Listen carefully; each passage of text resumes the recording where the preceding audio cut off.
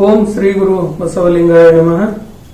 ಬಸವ ಸಮಿತಿ ಬೆಂಗಳೂರು, ಕಲಬುರಗಿ, ಧಾರವಾಡ ಆನ್ಲೈನ್ ಅರಿವಿನ ಮನೆ ವಚನ ಶ್ರಾವಣ 2022 ಶರಣ ಸಂಸ್ಕೃತಿ ವಿಶೇಷ ಉಪನ್ಯಾಸ ಮಾಲಿಕೆ.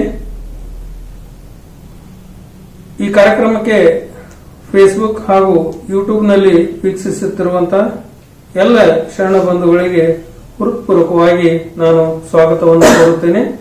ಅದೇ ರೀತಿಯಾಗಿ ಇಲ್ಲಿ ನೆರೆದಿರುವ ಎಲ್ಲ ಶರಣ ತಂದೆ ತಾಯಿಗಳಿಗೂ ಕೂಡ ನಾನು ಹೃತ್ಪೂರ್ವಕ ಸ್ವಾಗತವನ್ನು ಕೋರುತ್ತೇನೆ. ಈಗ ವಚನ ಪ್ರಾರ್ಥನೆ ಶರಣರಾದಂಥ ಎಂ ಬಿ ಲಿಂಗಾಳ್ ಅವರಿಂದ.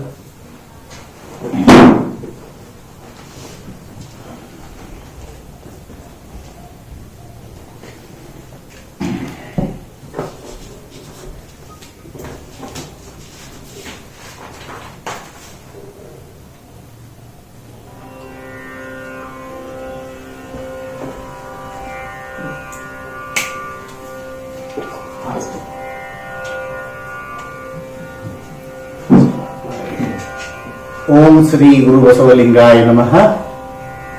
ಸರ್ವರಿಗೂ ಶರಣಾರ್ಥಿಗಳು. ಈಗ ವಚನ ಪ್ರಾರ್ಥನೆ. ನೀರಿಂಗೆ ನೈದಿಲೆಯೇ ಶೃಂಗಾರ, ನೀರಿಂಗೆ ನೈದಿಲೆಯೇ ಶೃಂಗಾರ, ಸಮುದ್ರಕ್ಕೆ ತೆರೆಯೇ ಶೃಂಗಾರ, ಸಮುದ್ರಕ್ಕೆ ತೆರೆಯೇ ಶೃಂಗಾರ, ನೀರಿಂಗೆ ನೈದಿಲೆಯೇ ಶೃಂಗಾರ, ನಾರಿಗೆ ಗುಣವೇ ಶೃಂಗಾರ, ನಾರಿಗೆ ಗುಣವೇ ಶೃಂಗಾರ, ಗಗನಕ್ಕೆ ಚಂದ್ರಮನೆ ಶೃಂಗಾರ, ಗಗನಕ್ಕೆ ಚಂದ್ರಮನೆ ಶೃಂಗಾರ, ನೀರಿಂಗೆ ನೈದಿಲೆಯೇ ಶೃಂಗಾರ, ನೀರಿಂಗೆ ನೈದಿಲೆಯೇ ಶೃಂಗಾರ, ಸಮುದ್ರಕ್ಕೆ ತೆರೆಯೇ ಶೃಂಗಾರ, ಸಮುದ್ರಕ್ಕೆ ತೆರೆಯೇ ಶೃಂಗಾರ, ನೀರಿಂಗೆ ನೈದಿಲೆಯೇ ಶೃಂಗಾರ, ನಮ್ಮ ಕೂಡಲ ಸಂಗಮ ಶರಣರಿಗೆ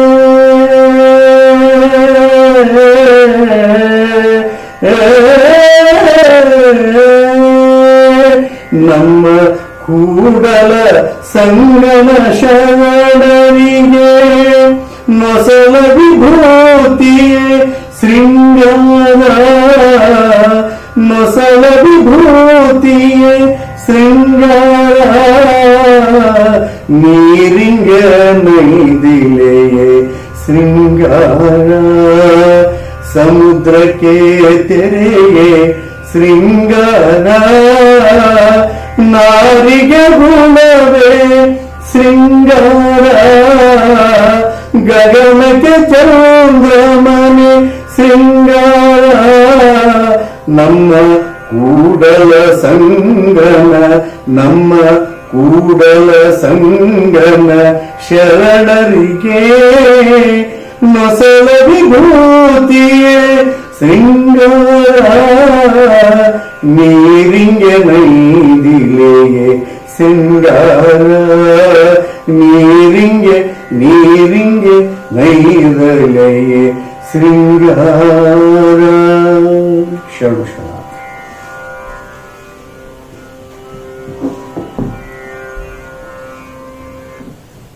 ವಚನ ಪ್ರಾರ್ಥನೆಯನ್ನು ನೆರವೇರಿಸಿಕೊಟ್ಟಂತ ಶರಣರಾದಂಥ ಎಂ ಬಿ ಲಿಂಗಾಳ ಶರಣರಿಗೆ ತಮ್ಮೆಲ್ಲರ ಪರವಾಗಿ ಏನಂತ ಶರಣಾರ್ಥಿಗಳು. ಈಗ ಸಂವಿಧಾನ ಪೀಠಿಕೆ ಓದು. ಭಾರತದ ಸಂವಿಧಾನ ಪೀಠಿಕೆ.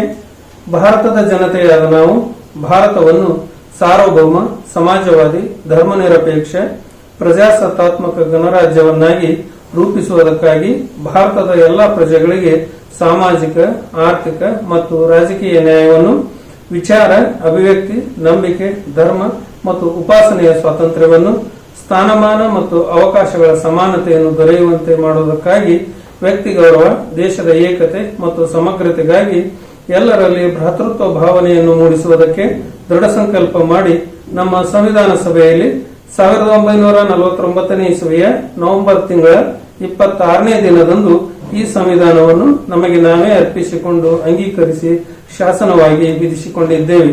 ಈ ಸಂವಿಧಾನವನ್ನು ರಕ್ಷಿಸಿಕೊಂಡು ಹೋಗಲು ನಾವು ಕಟಿಬದ್ಧರಾಗಿದ್ದೇವೆ. ಶರಣು ಶರಣಾರ್ಥಿಗಳು.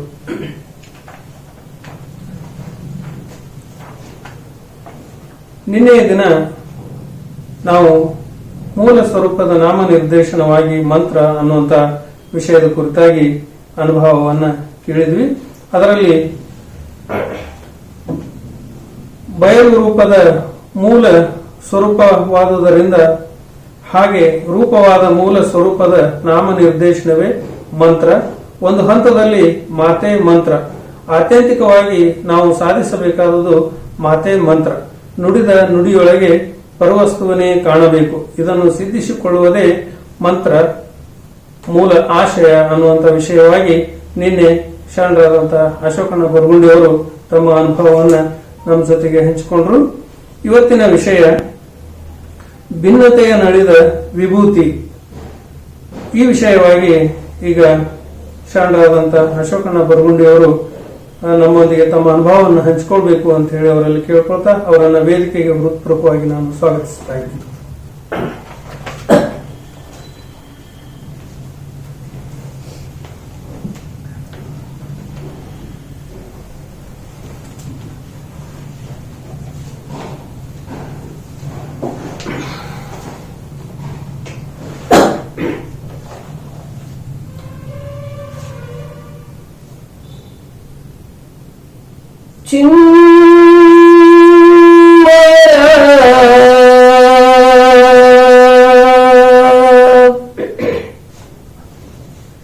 चित प्रकाश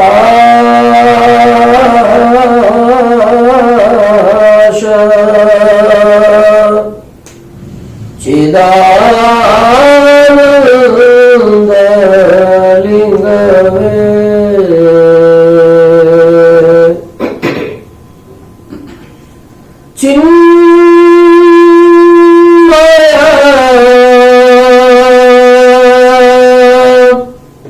चित प्रकाश चिदानंद लिंगवे ಎನ್ನ ಹೃದಯ ಕಮಲದಲ್ಲಿ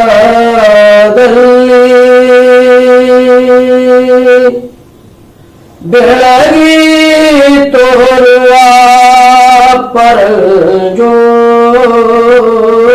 ಪರಜ್ಯೋತಿ ಎನ್ನ ಕರಸ್ಥಳಕ್ಕೆ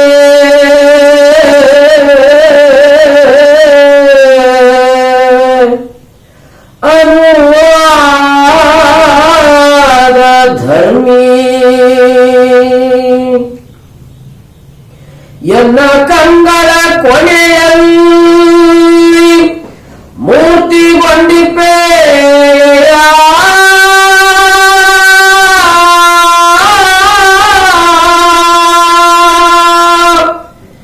ಎನ್ನ ಕಂಗಳ ಕೊನೆಯಲ್ಲಿ ಮೂರ್ತಿಗೊಂಡಿಪೇಯ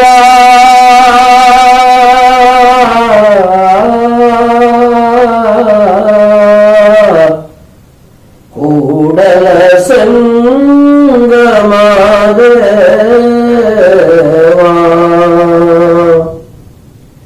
ಕೂಡಲ ಸಂಗಮದೇವಾ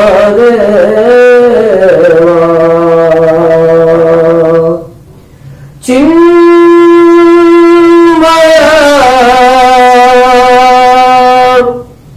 ಚಿತ್ ಪ್ರಕಾಶ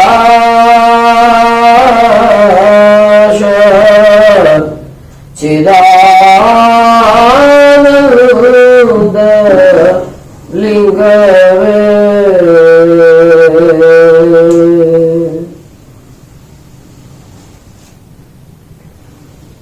ಶ್ರೀ ಗುರು ಬಸವಲಿಂಗಾಯ ನಮಃ. ಈ ನಾಡಿಗೆ ಭೇದವಿಲ್ಲದ ಬದುಕನ್ನ ಬದುಕಲಿಕ್ಕೆ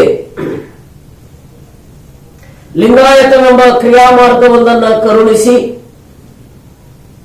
ಇಂದ್ರಿಯಗಳ ಬಾಗಿಲಲ್ಲಿ ಲಿಂಗಗಳನ್ನು ನೆಲೆಗೊಳಿಸಿ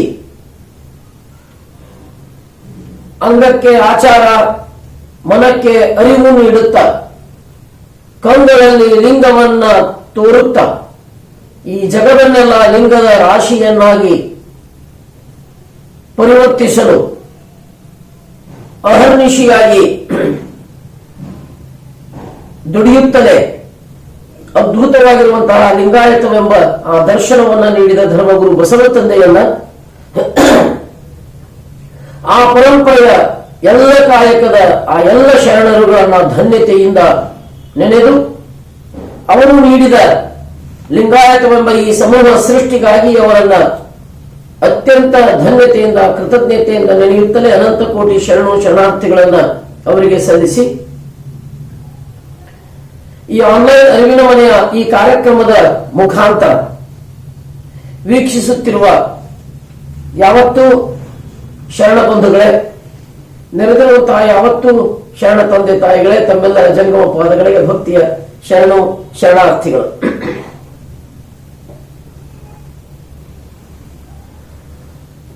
ಧರ್ಮ ಹಾಗೂ ದೇವರ ಕುರಿತಾಗಿನ ಚಿಂತನೆಗಳನ್ನ ಆರಂಭಿಸುತ್ತಲೇ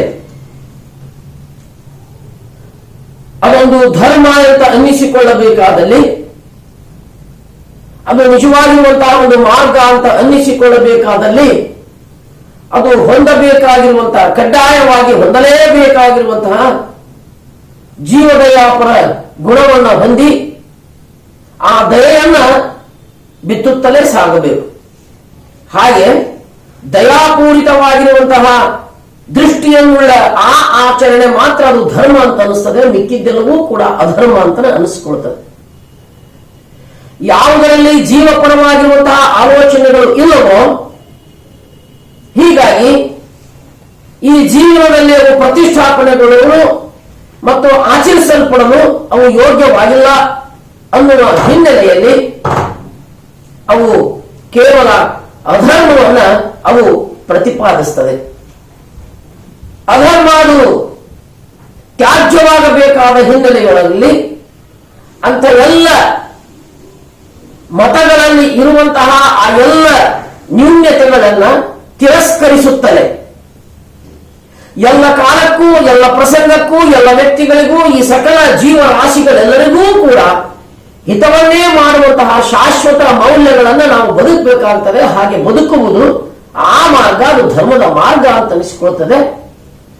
ಅಂತಹ ಗುಣಗಳನ್ನು ಹೊಂದಿರುವುದು ಮಾತ್ರ ಅದು ಧರ್ಮ ಅಂತ ಅನಿಸಿಕೊಳ್ತದೆ. ಆ ಹಿನ್ನೆಲೆಯಲ್ಲಿ ಶರಣರು, ಆ ಕಾಲದ ಎಲ್ಲ ಶರಣರು ಸೇರಿಕೊಂಡು ಲಿಂಗಾಯತವೆಂಬ ಈ ಸಮೂಹ ಸೃಷ್ಟಿಯನ್ನ ಕರುಣಿಸಿ ನಾವೆಲ್ಲರೂ ಭೇದದಿಂದ ಬದುಕದೆ, ಅನ್ಯ ಭಿನ್ನ ಸಂಸ್ಕೃತಿಯನ್ನ ಬದುಕದೆ, ನಾವೆಲ್ಲರೂ ಮೂಲ ಸತ್ಯವನ್ನ ಅರ್ಥ ಮಾಡಿಕೊಂಡು ಆ ಮೂಲ ಸತ್ಯದ ಅಂಶವೇ ಎಂದು ಬದುಕುವ ಒಂದು ಅವಕಾಶವನ್ನ ಈ ಲಿಂಗಾಯತದಲ್ಲಿ ಕರುಣಿಸಿಕೊಟ್ರು. ಇದು ಕೇವಲ ಜ್ಞಾನದ ಹಂತದೊಳಗೆ ಅವರಲ್ಲಿ ಇದು ಉಳಿಲಿಲ್ಲ, ಇದು ಕ್ರಿಯಾಚರಣೆಯೊಳಗ ಬಂದು ಇದು ನಡತೆಯಾಗಿ ಇದೊಂದು ಸಿದ್ಧಾಂತವಾಗಿ ಇದು ಪರಿವರ್ತನೆಗೊಳ್ಳಬೇಕಾಗಿತ್ತು. ಹೀಗಾಗಿ ಅನುಭವ ಮಂಟಪವೆಂಬ ಆ ಸಂಸತ್ತಿನಲ್ಲಿ ಸಕಲ ಶರಣರೆಲ್ಲರೂ ಕೂಡಿಕೊಂಡು ಅವರು ಕಟ್ಟಿಕೊಟ್ಟಿರುವಂತಹ ಈ ಮಾರ್ಗದ ಕುರಿತಾಗಿ ಅನೇಕ ಬಗೆಯ ಚಿಂತನೆಗಳನ್ನ, ಎಲ್ಲ ಬಗೆಯ ಎಲ್ಲ ದೃಷ್ಟಿಕೋನಗಳನ್ನು ಇಟ್ಟುಕೊಂಡು, ಎಲ್ಲ ಬಗೆಯ ಜನರಲ್ಲಿದ್ರು ಅಂತ ಹೇಳಿ ನಾವು ಮಾತನಾಡ್ತೀವಲ್ಲ, ಎಲ್ಲ ಕಾಯಕಗಳ ಜನರು, ಎಲ್ಲ ಬಗೆಯ ಮನಸ್ಥಿತಿಗಳನ್ನು ಹೊಂದಿರುವಂತಹ ಜನಗಳು, ಎಲ್ಲ ಗ್ರಂಥಗಳನ್ನ, ಶಬ್ದ ಪ್ರಮಾಣಗಳನ್ನೆಲ್ಲ ಅರಗಿಸಿಕೊಂಡಂಥವರು, ಅನೇಕ ಬಗೆಯ ಯೋಗಿಗಳು, ಅನೇಕ ಬಗೆಯ ಜೋಗಿಗಳು, ಅನೇಕ ದರ್ಶನಗಳ ಮೇಲೆ ಪಾಂಡಿತ್ಯವನ್ನ ಪಡೆದಿರುವಂಥವರು, ಲೋಕವನ್ನ ತಿರುಗಿದಂಥವರು, ಎಲ್ಲ ಕಾಯಕಗಳ ಅನುಭವವನ್ನು ಪಡೆದಿರುವಂಥವರು, ಸನ್ಯಾಸಿಗಳು, ಗೃಹಸ್ಥರು, ಈ ಎಲ್ಲ ಭಿಕಾರಿಗಳು, ಈ ಎಲ್ಲ ಜನರು ಅದೆಲ್ಲ ಸೇರಿದ್ರು. ಎಲ್ಲ ವೃತ್ತಿಗಳ ಜನರು, ಸುಳೆ ಸಂಕವ್ಯ ತಾಯಿಯನ್ನು ಸೇರಿದಂತೆ ಈ ಎಲ್ಲರೂ ಸೇರಿಕೊಂಡು ಎಲ್ಲರೂ ಒಪ್ಪುವಂತಹ ಸಕಲ ಜೀವರಾಶಿಗಳೆಲ್ಲಕ್ಕೂ ಕೂಡ ಈ ಪೃಥ್ವಿಯ ಮೇಲೆ ಬದುಕುವ ಹಕ್ಕಿದೆ ಅನ್ನುವಂಥದ್ದನ್ನು ದೃಢೀಕರಿಸಿಕೊಂಡು ಹಾಗೆ ಬದುಕಲಿಕ್ಕೆ ಯೋಗ್ಯವಾಗಿರುವಂತಹ ಮಾರ್ಗಗಳನ್ನು ಎಲ್ಲ ರೀತಿಯಿಂದಲೂ ಪರೀಕ್ಷಿಸಿಕೊಂಡು ತಾವು ಹೊಂದಿರುವಂತಹ ಶರೀರ ಅದು ಸ್ಥೂಲ ಸೂಕ್ಷ್ಮ ಕಾರಣ ಶರೀರಗಳಲ್ಲಿ ಹಂಚಿ ಹೋಗಿದ್ದು ಕಾರಣ ಶರೀರಗಳಲ್ಲಿ ಆ ಸತ್ಯವನ್ನು ತುಂಬಿಟ್ಟು ಬಿಡುವುದು. ಆ ಸತ್ಯದ ಭಾವವ ಏನು ನಿರ್ದೇಶಿಸುತ್ತೆ ಮನಸ್ಸಿಗೆ, ಆ ನಿರ್ದೇಶನಗಳನ್ನು ಹೊತ್ತು ಮನಸ್ಸು ಅವುಗಳನ್ನು ಅನುಷ್ಠಾನಗೊಳಿಸುವ ಹಿನ್ನೆಲೆಯಲ್ಲಿ ಸ್ಥೂಲ ಶರೀರಕ್ಕೆ ಆದೇಶವನ್ನು ಕೊಡುವಂತಹದ್ದು. ಹಾಗೆ ಆದೇಶವನ್ನ ಹೊಂದಿ ಸ್ಥೂಲ ಶರೀರ ಆ ಮನಸ್ಸೆಂಬ ಜ್ಞಾನ ನಿರ್ದೇಶಿಸಿದ ಹಿನ್ನೆಲೆಯೊಳಗ ಅದಕ್ಕೆ ಅನುಗುಣವಾಗಿ ಸಕ್ರಿಯೆಗಳನ್ನು ನಡೆಸಿಕೊಂಡು ಹೋಗುವುದು. ಜೀವದಯಾಪರ ಗುಣವನ್ನೇ ತನ್ನ ಜ್ಞಾನವೊಂದು ಮೂಲ ಜ್ಞಾನದ ಪ್ರತೀಕ ಅಂತ ತಿಳ್ಕೊಂಡು ಅಂತಪ್ಪ ಜ್ಞಾನದಿಂದೊಡಗೂಡಿದ ಆ ಕ್ರಿಯೆ ಅದು ಸತ್ಕ್ರಿಯೆ ಅನಿಸಿ ಜೀವ ಜಗತ್ತಿನಲ್ಲಿ ಕೇವಲ ದಯೆಯನ್ನು ಉಂಟು ಮಾಡಿದ ಕಾರಣಕ್ಕಾಗಿ ಆ ನಾಡಿನಲ್ಲಿ ಆ ಪ್ರಸಂಗದಲ್ಲಿ ಕೇವಲ ದಯೆ ಕಾರಣಕ್ಕಾಗಿ ಕೇವಲ ಪ್ರೀತಿಯೊಂದೇ ಅಲ್ಲಿ ಬದುಕುವಂತಾಯಿತು. 36 ವರ್ಷಗಳವರೆಗೆ ನಿರಂತರವಾಗಿರುವಂತಹ ಆ ಪ್ರಯತ್ನ ಅದನ್ನು ನಾವು ಮರೆಯುವ ಹಾಗಿಲ್ಲ. 36 ವರ್ಷಗಳವರೆಗೆ ಅವರು ಬದುಕಿರುವಂತಹ ರೀತಿ ಎಲ್ಲ ಬಗೆಯ ಮೇಲರಿಮೆ ಕೀಳರಿಮೆ ಎಲ್ಲವನ್ನ ಕಳೆದುಕೊಂಡು ಅವರು ಕೇವಲ ಒಂದು ತತ್ವವಾಗಿ ಬದುಕಿದರು. ತತ್ವ ಅನ್ನೋದನ್ನು ಬಹಳ ಸರಿ ಚಿಂತನೆಗಳನ್ನು ಮಾಡಿವಿ. ತತ್ವ ನೀನು ಮತ್ತು ನಾನು ಎಂಬುದು ಏನೂ ಇಲ್ಲದ ಇವೆರಡೂ ಕೂಡ ಒಳಗೊಂಡು ಒಂದೇ ತತ್ವ ಅಂತ ಅನಿಸ್ತು. ಅದರಲ್ಲಿ 2 ಶಬ್ದಗಳು, ಒಂದು ನಾನು ಎನ್ನುವುದು, ಒಂದು ನೀನು ಎನ್ನುವುದು, ಇದು ಎರಡೂ ಸೇರಿ ತತ್ವ ಅಂತಾಯಿತು. ಹಾಗಾದಲ್ಲಿ ನಾನು ನೀನು ಅನ್ನುವುದಕ್ಕೆ ಅವಕಾಶವೇನೂ ಇಲ್ಲದಂತೆ ಆ ಭಿನ್ನ ಭಾವವನ್ನು ಸಂಪೂರ್ಣವಾಗಿ ಕಳೆದುಳಿದ ಆ ಏಕಸ್ಥಿತಿ, ಕೇವಲ ಏಕಸ್ಥಿತಿ ಅಂತ ನಾವು ಏನು ಕರೀತೀವಿಯೋ ಆ ಸ್ಥಿತಿಯನ್ನ ಬದುಕಿದಂಥವರು ಆ ಕಾಲದ ಎಲ್ಲ ಶರಣ. ಮುಂದಿನ ಹಂತಗಳ ಕುರಿತಾಗಿ ಆ ಸಾಮಾಜಿಕ ಚಿಂತನೆದೊಳಗೆ ಬರ್ತೈತಿ. ಅದು ಯಾಕೆ ಹಾಗಾಯಿತು, ಮುಂದಿನ ಪ್ರಸಂಗ ಯಾಕೆ ಹೀಗಾಯಿತು, ಜೀವ ಜಗತ್ತಿನೊಳಗ ದುಡಿಯದಂತಹ ಆಲಸಿಗಳು ಇಡೀ ಜಗತ್ತಿನೊಳಗ ಎಲ್ಲ ಬಗೆಯ ಅಪರಾಧಗಳು ಉಂಟಾಗುವುದು ಅದರ ಮೂಲ ಆಲಸ್ಯತನವೇ. ಧರ್ಮಗುರು ಬಸವ ತಂದೆಯೂ ಹೇಳ್ತಾರ, ನಮ್ಮ ಇತ್ತೀಚಿನ ಸತ್ಯಾಗ್ರಹಗಳಲ್ಲಿ ಅಗ್ರರಾಗಿ ನಮ್ಮ ಪ್ರಧಾನಮಂತ್ರಿಗಳಾಗಿರುವಂತಹ ನೆಹರೂರವರು ಹೇಳ್ತಿದ್ರು ಆರಾಮ್ ಹರಾಮ್ ಹೇ ಅಂತ. ಬೈಬಲ್ ಕೂಡ ಇದನ್ನ ಹೇಳ್ತದ, ಕ್ರಿಸ್ತರ ಅವರ ಪವಿತ್ರ ಗ್ರಂಥವಾಗಿರುವಂತಹ ಕುರಾನು ಕೂಡ ಇದನ್ನ ಹೇಳ್ತದ, ಬಸವ ತಂದೆಯೂ ಕೂಡ ಇದನ್ನ ಅದ್ಭುತವಾಗಿ ಹೇಳ್ತಾರ.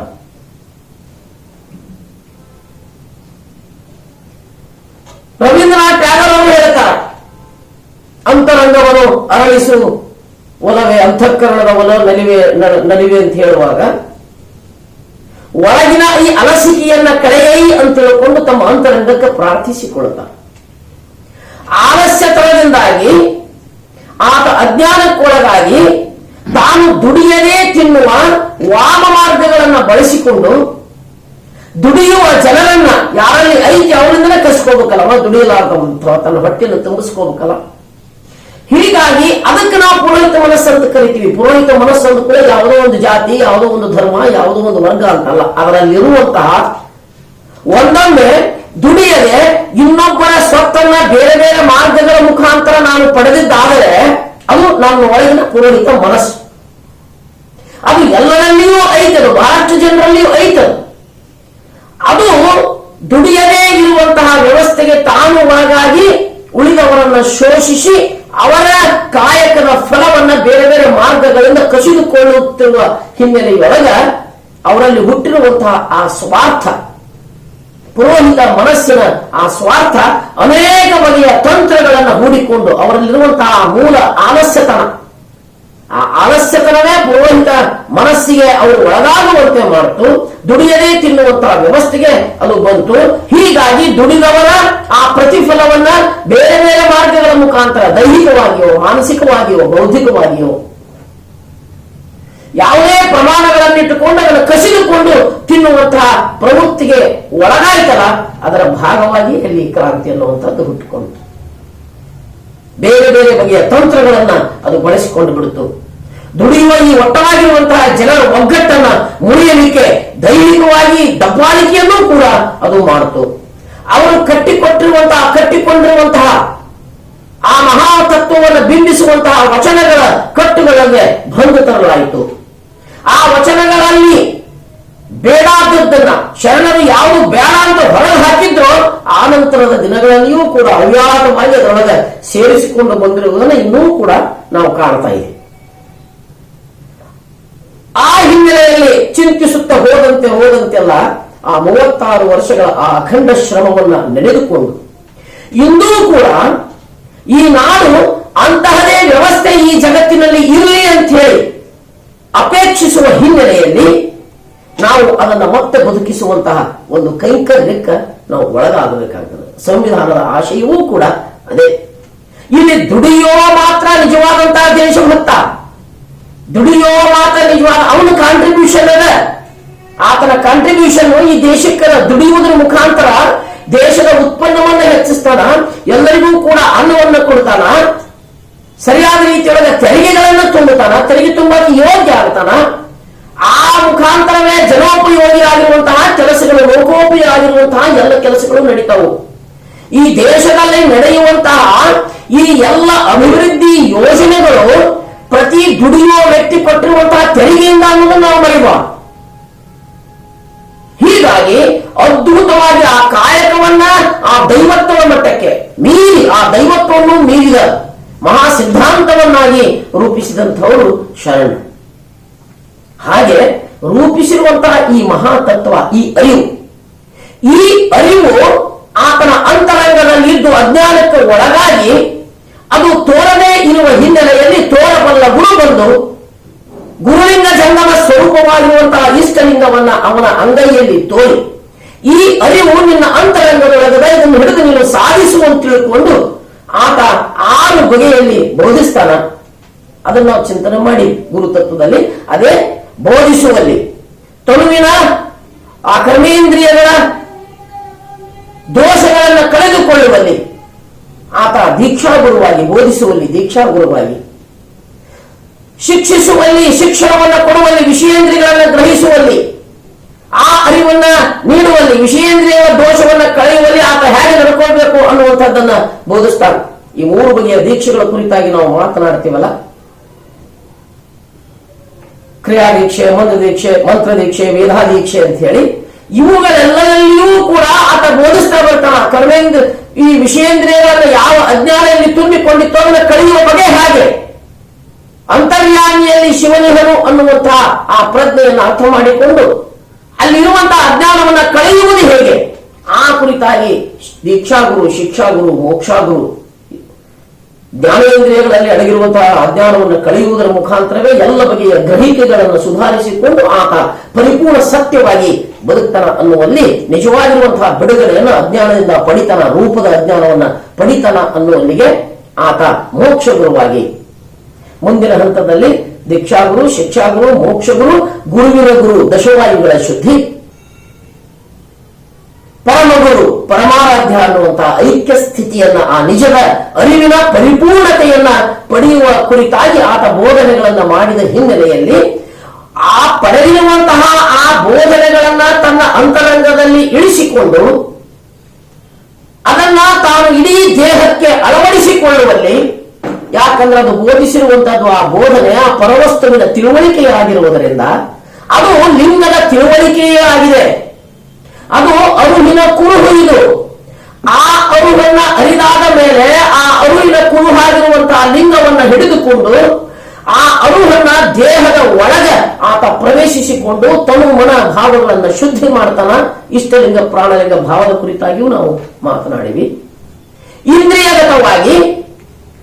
ಇಂದ್ರಿಯಗತವಾಗಿ ಈ ಲಿಂಗಗಳೇ ಷಡ್ಲಿಂಗಗಳಾಗಿ ಪೃಥ್ವಿ, ಅಪ್, ತೇಜ, ವಾಯು, ಆಕಾಶ ಈ ತತ್ವಗಳ ಶುದ್ಧೀಕರಣವನ್ನ ಅದು ಮಾಡುತ್ತ ಮತ್ತೆ ಅದೇ ಕರ್ಮೇಂದ್ರಿಯ, ವಿಷಯೇಂದ್ರಿಯ, ಜ್ಞಾನೇಂದ್ರಿಯ, ದಶವಾಯುಗಳು, ಅಂತಃಕರಣ ಚತುಷ್ಟಯಗಳು ಇವು ಎಲ್ಲವುಗಳನ್ನ ಶುದ್ಧಿ ಮಾಡುತ್ತಾ ಕೇವಲ ಜ್ಞಾನದ ಹಿನ್ನೆಲೆಯ ಬದುಕನ್ನು ಅರಳಿಸಿಕೊಳ್ತಾ ಸದ್ಭಾವ ಎಡೆಗೊಂಡಿರುವಂತಹ ಮಹಲಿಂಗದ ಸ್ಥಿತಿಗೆ ಆತ ಹೋಗ್ತಾನೆ. ಷಡ್ಲಿಂಗದ ಸಾಧನೆಯ ಅಂದ್ರೆ ಇಲ್ಲಿ ಲಿಂಗವೇ, ಆ ಅರಿವು ಆತನ ಒಳಗೆ ಏನಿತ್ತು ಆ ಅರಿವೇ ಹೀಗೆ ಆತನಲ್ಲಿ ಚರಿಸಿ ಚರಿಸಿ ಲಿಂಗವಾಗುತ್ತಾ ಆಚಾರ ಗುರುಲಿಂಗ ಜಂಗಮಲಿಂಗ ಶಿವಲಿಂಗ ಚಿಲ್ಲಿಂಗ ಜಂಗಮಲಿಂಗ ಪ್ರಸಾದಲಿಂಗ ಮಹಾಲಿಂಗವಾಗಿ ಆತನನ್ನು ಶುದ್ಧೀಕರಿಸ್ತಾ ಹೋಗ್ತಾನೆ, ಆತನನ್ನ ಲಿಂಗವನ್ನಾಗಿಸ್ತದೆ. ಮೊದಲಲ್ಲಿ ಇದು ಸ್ವಲ್ಪ ನೆನಪಿನಲ್ಲಿ ಇಟ್ಟುಕೊಂಡ್ರೆ ಎಲ್ಲವೂ ಕೂಡ ಸರಿ ಸರಿನೇ ಆಗ್ತಾವೆ. ಇದನ್ನು ಜಂಗಮ ತತ್ವದ ಕುರಿತಾಗಿ ನಾವು ಮಾತನಾಡುವಾಗಲೂ ಕೂಡ ಇದನ್ನು ಅರ್ಥ ಮಾಡಿಕೊಂಡಿವಿ. ಇವು ಯಾವೇ ತತ್ವಗಳನ್ನ ಮಾತನಾಡಿದ್ರೂ ಕೂಡ ಆಶ್ಚರ್ಯ ಅಂದ್ರ ಈ ಎಲ್ಲ ತತ್ವಗಳು ಮತ್ತೆ ಒಳಗೆ ಬಂದು ಬಿಡ್ತವೆ. ದೀಕ್ಷಾಗುರು, ಶಿಕ್ಷಾಗುರು, ಮೋಕ್ಷಾಗುರು ಬೋಧನೆಯ ಹಂತದಲ್ಲಿ ಅದು ಆಚಾರವಾಗುವಲ್ಲಿ ಅದೇ ಆಚಾರಲಿಂಗ, ಗುರುಲಿಂಗ, ಶಿವಲಿಂಗ, ಜಂಗಮಲಿಂಗ, ಪ್ರಸಾದಲಿಂಗ, ಮಹಾಲಿಂಗ. ಅದೇ ಜಂಗಮವಾದಲ್ಲಿ ಸ್ವಯಜಂಗಮ, ಚರಜಂಗಮ, ಪರಜಂಗಮ, ನಿರಂಜನ ಜಂಗಮ, ನಿರುಪಾಧಿ ಜಂಗಮ ಅನ್ನುವಂಥದ್ದು. ಅದೇ ತತ್ವವೇ ಹೀಗೆ ರೂಪಾಂತರಗೊಳ್ಳುತ್ತಾ ಬರುವಲ್ಲಿ ಒಂದೊಂದನ್ನು ವಿವರಿಸಲಿಕ್ಕೆ ಇನ್ನೊಂದರ ಸಹಾಯವಿಲ್ಲದೆ ಯಾವುದನ್ನೂ ವಿವರಿಸಲಿಕ್ಕೆ ಆಗುವುದಿಲ್ಲ. ಕಾರಣ ನಾವೆಲ್ಲವೂ ಒಂದೇ ಅದ. ತಿಳುವಳಿಕೆಗಾಗಿ ನಾವು ಭಿನ್ನ ಭಿನ್ನ ಒಟ್ಟಾಗಿ ನಾವು ಅರ್ಥ ಮಾಡ್ಕೊಳ್ತಾ ಹೋಗ್ತೀವಿ. ಇಲ್ಲಿಂದ ಒಂದು ಊರಿಗೆ ಹೋಗಬೇಕಂದ್ರ ಎಲ್ಲಿಂದ ಬಿಟ್ಟೆ, ಎಲ್ಲಿಂದ ಪ್ರಾರಂಭಿಸಿದೆ ಅನ್ನೋದು ಯಾವ ಮಾರ್ಗದರ್ಶನವನ್ನು ಪಡ್ಕೊಂಡೆ ಅನ್ನುವಂಥದ್ದು ಬೇಕು. ಆ ಮಾರ್ಗದರ್ಶನದ ಅನ್ವಯ ಆ ದಾರಿಯಲ್ಲಿ ಸಾಗುತ್ತಿದ್ದೇನೆಯೇ ಅನ್ನುವಂತಹ ಎಚ್ಚರಿಕೆ ಬೇಕು. ಆ ಎಚ್ಚರಿಕೆಯಿಂದ ಸಾಗಿದಲ್ಲಿ ಆ ಗುರಿಯನ್ನು ನಾನು ತಲುಪಲಿಕ್ಕೆ ಆಗ್ತದೆ. ತಲುಪಿದ ಮೇಲೆ ನಾನು ಎಲ್ಲಿಂದ ಪ್ರಾರಂಭಿಸಿದೆ, ಹೇಗೆ ಬಂದೆ, ಏನನ್ನ ಸೇರಿದೆ, ಏನನ್ನ ಪಡೆದುಕೊಂಡೆ ಅನ್ನುವ ಹಿನ್ನೆಲೆಯೊಳಗೆ ಈ ಹಿಂದಿನ ಎಲ್ಲವುಗಳನ್ನು ಕೂಡ ನಾನು ಅರ್ಥ ಮಾಡಿಕೊಳ್ಬೇಕಾಗ್ತದೆ. ಹೀಗಾಗಿ ಈ ಪೂರ್ವ ಪೀಠಿಕೆಯನ್ನು ಮಾತನಾಡುತ್ತಿರುವಾಗ ವಿಷಯಕ್ಕೆ ನಾನು ಬಂದಿಲ್ಲೇನೋ ಅನ್ನೋ ರೀತಿಯೊಳಗೆ ಬಹಳಷ್ಟು ಜನರಿಗೆ ಅನಿಸಬಹುದು. ಆದ್ರೆ ಅದರ ಜ್ಞಾನವಿಲ್ಲದೆ ಇದು ಅರ್ಥ ಆಗೋದಿಲ್ಲ. ಇವು ಎಲ್ಲವೂ ಕೂಡ ಒಂದೇ ಅನ್ನುವಂಥದ್ದು. ಬೇಕಾದಂತಹ ತತ್ವಗಳನ್ನು ಇವತ್ತು ಮಾತಾಡುವಂತಹ ವಿಭೂತಿ ತತ್ವದ ಕುರಿತಾಗಿ ಮಾತನಾಡುವಾಗಲೂ ಕೂಡ ಅದೇ ಅಂಶವೇ ಇಲ್ಲಿ ಮತ್ತೆ ಮತ್ತೆ ಮತ್ತೆ ಅದು ಪುನರಾವರ್ತನೆಗೊಳ್ಳುತ್ತದೆ. ಕಾರಣ ಆ ಲಿಂಗ ಬೇರೆಯಲ್ಲ, ಗುರು ಬೇರೆಯಲ್ಲ, ಜಂಗಮ ಬೇರೆಯಲ್ಲ, ನಿನ್ನೆ ಚಿಂತನೆ ಮಾಡಿದಂತಹ ಮಂತ್ರ ಬೇರೆಯಲ್ಲ, ಮತ್ತು ಆ ಮಂತ್ರ ಬೋಧಿಸುವಂತಹ ಸ್ವರೂಪ ಜ್ಞಾನವನ್ನು ಪಡೆದುಕೊಂಡು ಎಲ್ಲ ಭೂತತ್ವವನ್ನ ಕಳೆದುಕೊಂಡು ತಾನು ವಿಭೂತಿಯೇ ಆಗಿರುವಂತಹ ಸ್ಥಿತಿ ಬೇರೆಯಲ್ಲ. ಮುಂದೆ ಬರುವಂತಹ ರುದ್ರಾಕ್ಷಿ ತತ್ವ ಬೇರೆಯಲ್ಲ. ಆ ನಂತರ ಪಡೆಯುವಂತಹ ಲಿಂಗ ಪ್ರವಾಹದ ಆ ಪಾದೋದಕ ಬೇರೆಯಲ್ಲ, ಆ ಪ್ರಸನ್ನತೆ ಬೇರೆಯಲ್ಲ. ಅಂತೂ ಈ ಎಲ್ಲ ಹಂತಗಳನ್ನ ಅದಕ್ಕೆ ನಾವು ಈ ಅರಿವಿನ ಯಾನದಲ್ಲಿ ನಡೆಯುತ್ತಿರುವಂತಹ ಎಲ್ಲ ಈ 6 ಘಟ್ಟಗಳನ್ನ ಸರಿಯಾದ ರೀತಿಯೊಳಗೆ ಅರ್ಥ ಮಾಡಿಕೊಂಡು ಹೋಗುವ ಹಿನ್ನೆಲೆಯೊಳಗೆ ಇಲ್ಲಿ ಚಿಂತನೆಗಳು. ಆ ದೃಷ್ಟಿಯಲ್ಲಿ ಇಲ್ಲಿ ಚಿಂತನೆಗಳನ್ನ ನಾವು ಮಾಡುವಾಗ ಇವೆಲ್ಲವೂ ಕೂಡ ಒಂದೇ ಅನ್ನುವಂತಹ ಹಿನ್ನೆಲೆಯಲ್ಲಿ ಹೀಗೆ ಲಿಂಗ, ಆಚಾರಲಿಂಗ, ಗುರುಲಿಂಗ, ಷಡ್ಲಿಂಗಗಳಾಗಿ ಆತನನ್ನು ಶುದ್ಧೀಕರಿಸಿದಂತೆ ಜಂಗಮವಾದ ಹಂತದಲ್ಲಿ ಬಂದಾಗ ಅರ್ಥ ಮಾಡಿಕೊಂಡಾದ ಮೇಲೆ ಮೊದಲು ತನುವಾಯಿತು. ಗುರು ಸತ್ಕ್ರಿಯಾಮೂರ್ತಿಯಾದ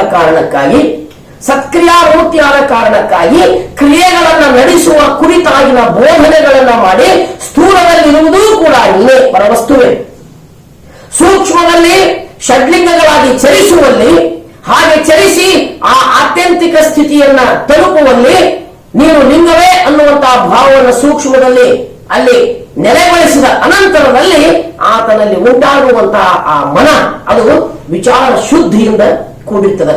ಇದು ಆತ್ಮನ ಮೂಲ ತತ್ವವಾಗಿದೆ.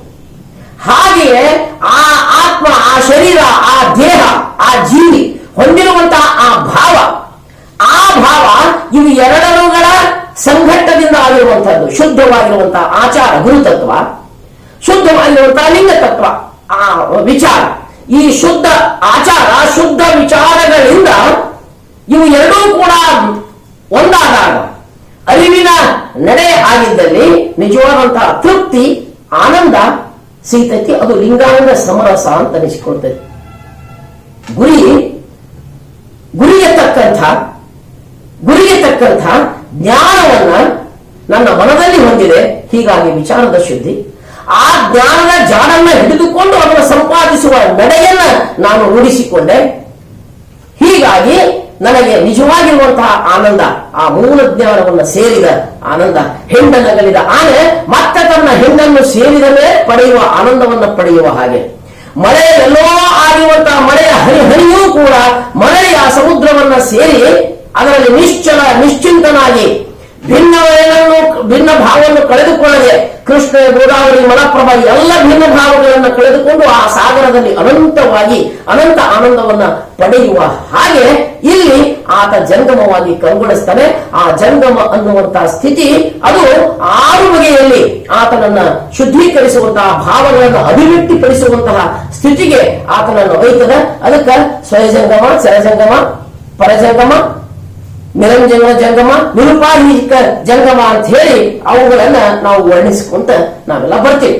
ಈ ಹಿನ್ನೆಲೆಯಲ್ಲಿ ನಾವು ಚಿಂತನೆ ಮಾಡುವುದಾದ ಯಾವ ಮೂಲ ತತ್ವ ಆತ್ಮದಲ್ಲಿ ಇಲ್ಲಿ ಉಳಿದುಕೊಂಡಿತ್ತೋ ಆತನ ಭಾವದಲ್ಲಿ ಆ ಜೀವಿಯ ಆತ್ಮ ಅಂದುಕೊಳ್ಳೆ ಮತ್ತೆ ಈ ವೈದಿಕರು ಹೇಳುವಂತಹ ಆತ್ಮ ತತ್ವ ದಯವಿಟ್ಟು ನೀವು ಹೋಗ್ಬಾರ್ದು. ನಿಮ್ಮಲ್ಲಿ ಪ್ರಾರ್ಥಿಸಿಕೊಳ್ತೇನೆ, ಆತ್ಮ ಅಂದ್ರೆ ಆ ಮೂಲ ಚೈತನ್ಯ ಅಂತ ನೀವು ಭಾವಿಸಿಕೊಳ್ಬೇಕು. ಪ್ರತ್ಯೇಕವಾಗಿರುವಂತಹ ಅಸ್ತಿತ್ವ ಅದನ್ನ ಬೋಧಿಸುವಂತಹದ್ದು ವೈದಿಕತೆ. ಅದನ್ನ ಶರಣರು ಒಪ್ಪೋದಿಲ್ಲ ಮತ್ತು ಈ ಜೀವ ಜಗತ್ತು ಒಪ್ಪೋದಿಲ್ಲ, ವಿಜ್ಞಾನ ಒಪ್ಪೋದಿಲ್ಲ. ಇದು ಒಂದೇ ಸತ್ಯ. ಬಿಡಿ ಬಿಡಿಯಾಗಿ ತೋರುವಂತಹದ್ದು ಇದರೊಳಗೆ ಇರುವಂತಹ ಅಖಂಡ ಚೈತನ್ಯದ ಒಂದು ಅಂಶ. ಅದು ಹೊಂದಿರುವಂತಹ ಕ್ರಿಯೆ ಮನ ಮತ್ತು ಜ್ಞಾನ, ಕ್ರಿಯೆ ಜ್ಞಾನ ಭಾವ ಇವುಗಳು ಹೀಗೆ ಒಂದಾಗಿ ಅಂದ್ರೆ ಗುರು, ಲಿಂಗ, ಜಂಗಮ ಏಕವಾಗಿ ಆ ಪ್ರಜ್ಞಾಸ್ಥಿತಿಯನ್ನ ಏನು ಮೂಡಿಸ್ತದೆ ಅದು ಇಲ್ಲಿ ಅವಕಾಶಗೊಳ್ಳುತ್ತದೆ. ಆಕಾಶ ತತ್ವದೊಳಗ ಆ ಭಾವವೇ ಇಲ್ಲಿ ನೆಲೆಗೊಳ್ಳುತ್ತದೆ. ಆ ಭಾವವೇ ನೆಲೆಗೊಂಡು ಆ ಭಾವದ ನಿರಂತರ ಪ್ರವಾಹವೇ ಆ ಭಾವದ ತಿಳುವಳಿಕೆಯೇ ಜ್ಞಾನೇಂದ್ರಿಯಗಳಲ್ಲಿ, ಕರ್ಮೇಂದ್ರಿಯಗಳಲ್ಲಿ, ಪಂಚಭೂತಗಳಲ್ಲಿ ನೆಲೆಗೊಳ್ಳುವಂತೆ ಅದು ನೋಡಿಕೊಳ್ಳುತ್ತದೆ. ಯಾವ ಆಕಾಶ ತತ್ವ ಎಲ್ಲವನ್ನ ಒಳಗೊಂಡಿರುವಂತಹ ಮಹಾ ತತ್ವ ಆಗಿತ್ತೋ ಅದರ ತುಂಬ್ಯಲ್ಲ ಈ ಜ್ಞಾನವೇ ತುಂಬಿಕೊಂಡು ಬಿಡುತ್ತದೆ. ಅಜ್ಞಾನಕ್ಕೆ ಅವಕಾಶವೇ ಇಲ್ಲ. ಮುಂದೆ ತೋರಿಕೆಯ ಹಂತದಲ್ಲಿ ಬಂದಾಗ ಅಜ್ಞಾನ, ಅದಕ್ಕಿಂತ ಮೊದಲು ಕೇವಲ ಜ್ಞಾನದ ಸ್ಥಿತಿ, ಅದು ಮಹಲಿಂಗದ ಸ್ಥಿತಿ. ಆ ಸ್ಥಿತಿ ಇಂದು ಆ ಆಕಾಶದಲ್ಲಿ ಅವಕಾಶವನ್ನ ಪಡೆದುಕೊಂಡು ಶಬ್ದದ ಅಲೆಗಳಾಗಿ ವಾಯು ಅಗ್ನಿ ಜಲ ಪೃಥ್ವಿ ತತ್ವಗಳಲ್ಲಿ ಹರಿದು ಬರ್ತದೆ. ಆ ಮೂಲ ಪ್ರಜ್ಞೆಯನ್ನ ಇಟ್ಟುಕೊಂಡು ಅವುಗಳ ಕುರಿತಾಗಿ ಚಿಂತನೆಗಳನ್ನ ನಾವು ಮಾಡಿದ್ವಿ. ಹೀಗಾಗಿ ಆಕಾಶ ತತ್ವ ಅನ್ನುವಂಥದ್ದು ಯಕಾರವಾಗಿ ಬೇರೆ ಬೇರೆ ಬಗೆಯಲ್ಲಿರುವಂತಹ ಆಕಾಶಗಳಿಗೆ ನಾವು ಬೇರೆ ಬೇರೆ ಹೆಸರುಗಳನ್ನು ಇಟ್ಟುಕೊಂತ ಬಂದ್ವಿ. ಆದ್ರೆ ಎಲ್ಲವುಗಳಿಗೂ ಇರುವಂತಹದ್ದು ಒಂದೇ ಹೆಸರು. ಅದು ಯಕಾರ ಪ್ರಣವವೆಂದು ಗುರುತಿಸಲ್ಪಟ್ಟಿತ್ತು, ತ್ವಕ್ಕು ವಕಾರ ಪ್ರಣವವೆಂದು ಗುರುತಿಸಲ್ಪಟ್ಟಿತ್ತು, ನೇತ್ರ ಅಗ್ನಿ ತತ್ವ ಅದು ಶಿಕಾರವೆಂದು ಗುರುತಿಸಲ್ಪಡ್ತು, ಜಲತತ್ವ ಮಕಾರವೆಂದು ಗುರುತಿಸಲ್ಪಡ್ತು, ಪೃಥ್ವಿ ನಕಾರವೆಂದು ಗುರುತಿಸಲ್ಪಡ್ತು. ಇಲ್ಲಿ ನನ್ನ ಕಾಲು ನನ್ನ ಕೈ ಅನ್ನುವಂಥದ್ದು ಅದರ ಅಜ್ಞಾನ. ಅದು ಕೇವಲ ನಕಾರ. ನೀವು ಬಳಸಿದ್ರು ನಿಮ್ಮ ಕಾಲಗಳನ್ನು ನೋಡಿದ್ರು ನನ್ನ ಕಾಲ ಅಂತ ನೀವು ಹೇಳ್ಕೊಳ್ಳೋದಿಲ್ಲ, ಕಪ್ಪು ಬಿಳಿ ಅಂತ ಅನ್ಕೊಳ್ಳೋದಿಲ್ಲ. ಅದು ಮೂಲ ಪ್ರಣವದಿಂದ ಹೊರಟಿರುವಂತಹ ಆ ಮೂಲ ಪ್ರಣವವನ್ನು ಸಂಬಂಧಿಸಿಯೇ ನಾವು ಮಾತನಾಡ್ತೀವಿ. ಈ ಎಲ್ಲ ಮೂಲ ಪ್ರಣವಗಳನ್ನು ಒಳಗೊಂಡ ಒಂದು ಸಂಘಟ್ಟ ಮಹಾಮಂತ್ರ ಅಂತ ಏನ್ ಹೇಳ್ತೀವಿ, ಅದು ನಮ್ಮ ನಿಜವಾಗಿರುವಂತಹ ನಾಮ ನಿರ್ದೇಶನ. ನನ್ನ ಹೆಸರು ಅಶೋಕ, ತಮ್ಮ ಹೆಸರು ಬೇರೆ ಬೇರೆ ಅನ್ನುವಂಥದ್ದು ನಾವೇನು ಅನ್ಕೊಂತೀವಲ್ಲ, ಇದು ಇಟ್ಟ ಹೆಸರುಗಳು ನಿಜವಾದಂತಹ ಆ ಮೂಲ ಸ್ವರೂಪದ ಅಂಶವೇ ನಾವಾಗಿರುವುದರಿಂದ ಆ ಮೂಲ ಸ್ವರೂಪದ ಹೆಸರೇ ನನ್ನದು ಅನ್ನುವಂತಹ ಆ ಭಾವವಾದ ಜ್ಞಾನವನ್ನು ಒಳಗೊಂಡು ಅದು ಮಂತ್ರವಾಗಿ ಆ ಭಾವ ನಮ್ಮ ಒಳಗ ಪ್ರವಹಿಸುತ್ತಾ ನಮ್ಮನ್ನ ಮಂತ್ರ ಪಿಂಡವನ್ನಾಗಿ ಅದು ಮಾಡ್ತದೆ. ಶಬ್ದಕ್ಕೊಳಗಾಗಿ ನುಡಿಯುವಂತಿಲ್ಲ ನಾನು. ಮುಂದಿನ ಹಂತವೇ ಇಲ್ಲಿ ಬರುವಂತಹದ್ದು ವಿಭೂತಿ, ವಾಯು ತತ್ವಕ್ಕೆ ಸಂಬಂಧಪಟ್ಟಿರುವಂತಹದ್ದು. ವಾಯು ತತ್ವದ ಅನಂತರ ಈ ವಾಯು ತತ್ವ ಮುಂದೆ ರೂಪಕ್ಕೆ ಕಾರಣ ಆಗ್ತದೆ. ಚಿಂತನೆಗಳನ್ನು ನಾವು ಮಾಡಿ ಬಹಳಷ್ಟ. ಈ ವಾಯು ತತ್ವವೇ ಮುಂದಿನ ಎಲ್ಲ ಚಿಂತನೆಗಳಿಗೆ ಇದು ಕಾರಣ ಆಗ್ತದೆ. ಈ ವಾಯು ತತ್ವದ ಶುದ್ಧೀಕರಣ ಆಗ್ಬೇಕಲ್ಲ. ಈ ವಾಯು ತತ್ವ ಒಳಗೊಂಡಿರುವಂತ ಆ ಶರೀರ ಯಾವುದು? ಚಿದ್ರೂಪ. ವಾಯು ತತ್ವ ಒಳಗೊಂಡಿರುವಂತದ್ದು ಚಿದ್ರೂಪತನು. ಮಂತ್ರ ಕೇವಲ ಶುದ್ಧ ರೂಪ, ಅದು ಶುದ್ಧತನು. ಅಂತಃಕರಣ ಚತುಷ್ಟಯಗಳೆಲ್ಲವೂ ಕೂಡ ಅಲ್ಲಿ ಭಾವೇಂದ್ರಿಯಗಳೆಲ್ಲವೂ ಕೂಡ ಶುದ್ಧವಾಗಿ ಚಿತ್ತ ಸುಚಿತ್ತವಾಗಿರುವಂತಹದ್ದು, ಬುದ್ಧಿ ಸುಬುದ್ಧಿಯಾಗಿರುವಂತಹದ್ದು, ಅಹಂಕಾರ ನಿರಹಂಕಾರವಾಗಿರುವಂತಹದ್ದು, ಮನ ಸುವರ್ಣವಾಗಿರುವಂತಹ ಹಿನ್ನೆಲೆಯೊಳಗೆ ಈ ಎಲ್ಲವನ್ನು ಒಳಗೊಂಡಿರುವಂತಹ ಪರಮ ಜ್ಞಾನದ ಸ್ಥಿತಿಯಾಗಿ ಅಲ್ಲಿ ಕೇವಲ ಶುದ್ಧ ರೂಪದ ಶುದ್ಧ ಜ್ಞಾನ ಮಾತ್ರದ. ಮುಂದುವರೆದು ವಾಯು ತತ್ವಕ್ಕೆ ಬಂದಾಗ ಇಲ್ಲಿ ಸಂಚಲನೆ ಚಲನೆ ಉಂಟಾಗ್ತದ. ಪರಿಮಳ, ಪಾರುವ, ಸುಳಿವ, ಸುತ್ತುವ, ಕೂಡುವ, ಅಗಲುವ, ಇದರ ಏನು ಗುಣ ಇರ್ತವ ಸಹಜವಾಗಿರುವಂತಹ ಗುಣ ವಾಯು ತತ್ವ. ಇದು ಮನಸ್ಸನ್ನ ಆವರಿಸಿ ಆ ಮನಸ್ಸನ್ನ ಅದು ಏಕಾಗ್ರವಾಗಿರುವಂತಹ ಮನಸ್ಸು ಆ ವಾಯು ತತ್ವದ ಒಳಗಡೆ ಈ ಮನಸ್ಸು ಸೇರಿಕೊಂಡು ಚಂಚಲತೆಯನ್ನು ಉಂಟು ಮಾಡ್ತದ ವಾಯುಗುಣ. ಆ ಚಂಚಲತೆಯನ್ನು ನಾವು ಕಳೆದುಕೊಳ್ಳಬೇಕು. ಆ ಚಂಚಲತೆಯನ್ನ ಕಳೆದುಕೊಳ್ಳದ ಹೊರತು ಚಂಚಲತೆಯನ್ನ ಕಳೆದುಕೊಳ್ಳಬೇಕು. ಹಾಗೆ ಚಂಚಲತೆಯನ್ನ ಕಳೆದುಕೊಳ್ಳಬೇಕಾದ್ರೆ ಮನಸ್ಸು ಏಕಾಗ್ರವಾಗಿರಬೇಕು. ಏಕಾಗ್ರವಾಗಿರುವಂತಹ ಮನಸ್ಸು ಆ ಅರಿವಿನ ಒಂದಿಗೆ ಅದು ಸಂಯುಕ್ತವಾಗಿರಬೇಕು. ಅರಿವಿನೊಂದಿಗೆ ಅದು ಒಳಗೂಡಿರಬೇಕು. ಈ ವಾಯು ತತ್ವ, ಈ ದಶವಾಯುಗಳು ನಮ್ಮ ಒಳಗೆ ಸಂಚರಿಸಿ ಸ್ಪರ್ಶವನ್ನ ಉಂಟು ಮಾಡ್ತಾವು. ಕಠಿಣ, ಬಿಸಿ, ತಂಪು ಮುಂತಾದ ಭಾವಗಳನ್ನ ನಮ್ಮೊಳಗ ಉಂಟು ಮಾಡ್ತಾವು. ಅಲ್ಲಿ ಒಂದೇ ಅಂಶವಾಗಿರುವಂತಹ ಆ ಗುಣ ಆತನ ಸ್ಪರ್ಶಕ್ಕ, ಆತನ ಅನುಭವಕ್ಕೆ ಅದು ಬರೋದೇ.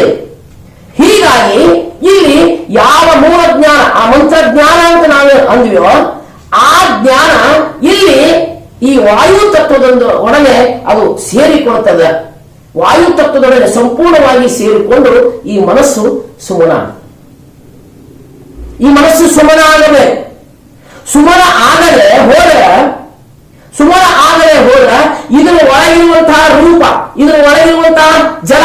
ಯಾಕಂದ್ರೆ ಈ ವಾಯು ತತ್ವದಿಂದ ರೂಪ ಅಹಂಕಾರ ಹುಟ್ಟುಕೊಂತು, ಅಲ್ಲಿಂದ ಜಲ ಹುಟ್ಟುಕೊಂತು, ಬುದ್ಧಿ ಹುಟ್ಟುಕೊಂತು, ಅಲ್ಲಿಂದ ಪೃಥ್ವಿ ಹುಟ್ಟುಕೊಂತು, ಚಿತ್ತ ಹುಟ್ಟುಕೊಂತು.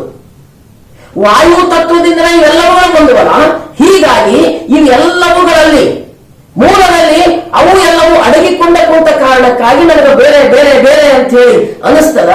ಆ ವಾಯು ತತ್ವದ ಒಳಗ ಕೇವಲ ಜ್ಞಾನ ಇರುವಂತೆ ನೋಡ್ಕೊಳ್ಬೇಕು ಅಂತಂತಂದ್ರ ಈ ರೂಪ ಹುಟ್ಟಿಸಿರುವಂತಹ ಭ್ರಮೆ, ಈ ದ್ರವೀಕರಣದ ದೆಸೆಯಿಂದ ನನ್ನಲ್ಲಿ ಹುಟ್ಟಿರುವಂತಹ ಈ ಚಂಚಲತೆ, ಚಿತ್ತ ಎತ್ತತ್ತ ಬೇಕು ಅತ್ತತ್ತ ಸಾಗುವುದರಿಂದಾಗಿ ಅದರ ಗಮನವೆಲ್ಲ ಎಲ್ಲಿ ಬೇಕು ಅಲ್ಲಿ ಸಾಗುವುದರಿಂದಾಗಿ ಮೂಲ ಪ್ರಜ್ಞೆಯನ್ನು ಹೊಂದಿರದೇ ಇರೋ ಕಾರಣಕ್ಕಾಗಿ ಅದು ಏನು ಚಲಿಸ್ತಿತ್ತಲ್ಲ, ಅದು ಭಿನ್ನ ಭಿನ್ನತೆಯನ್ನ ಸ್ಥೂಲವನ್ನು ನೋಡಿಕೊಂಡು ಇದು ಕರಿ ಬಿಳಿಯ ಅಂಗಭೇದಗಳನ್ನು ಹುಟ್ಟಿಸ್ತು, ಗಂಡು ಹೆಣ್ಣು ಅನ್ನುವಂತಹ ಲಿಂಗ ಭೇದಗಳನ್ನು ಹುಟ್ಟಿಸ್ತು, ವರ್ಣ ಭೇದಗಳನ್ನು ಹುಟ್ಟಿಸ್ತು. ಕರಿಯ ಬಿಳಿಯ ಅನ್ನುವಂತಹ ವರ್ಣ ಭೇದಗಳನ್ನ ಅದು ಹುಟ್ಟಿಸ್ತು. ಬುದ್ಧಿ ಅಲ್ಲಿ ಸರಿಯಾದ ರೀತಿಯೊಳಗ ವರ್ತಿಸಲೇ ಇಲ್ಲ. ತನ್ನ ಒಳಗ ಜಾತಿ, ಕುಲ ಮುಂತಾದವುಗಳನ್ನ ಹಿಂಬಿಟ್ಟುಕೊಂಡು ಬಿಡ್ತು ಸೂಕ್ಷ್ಮ ಶರೀರ. ಅದನ್ನು ಹೊರಗೆ ಹಾಕಬೇಕಾಗಿತ್ತು. ರೂಪದ ಮುಖಾಂತರವಾಗಿ ಎಲ್ಲವೂ ಪ್ರಾರಂಭ ಮಾಡಿಬಿಡ್ತದ. ಹೀಗಾಗಿ ಶರಣರು ಏನು ಮಾಡಿದ್ರಂದ್ರ ಈ ರೂಪ ಮೂಡಿಸಿರುವಂತಹ ಭ್ರಮೆಯನ್ನ ಸಂಪೂರ್ಣವಾಗಿ ಸುಟ್ಟು ಬಿಡಬೇಕಿದನ್ನ. ಇದಕ್ಕೆ ಕಾರಣ ಏನು? ವಾಯು ತತ್ವ. ಎಲ್ಲೆಡೆ ಚಲಿಸುವಂತಹದ್ದು ವಾಯು ತತ್ವವೇ. ಎಲ್ಲೆಡೆ ಪೃಥ್ವಿ ತತ್ವ ಇರಲಿಕ್ಕಿಲ್ಲ.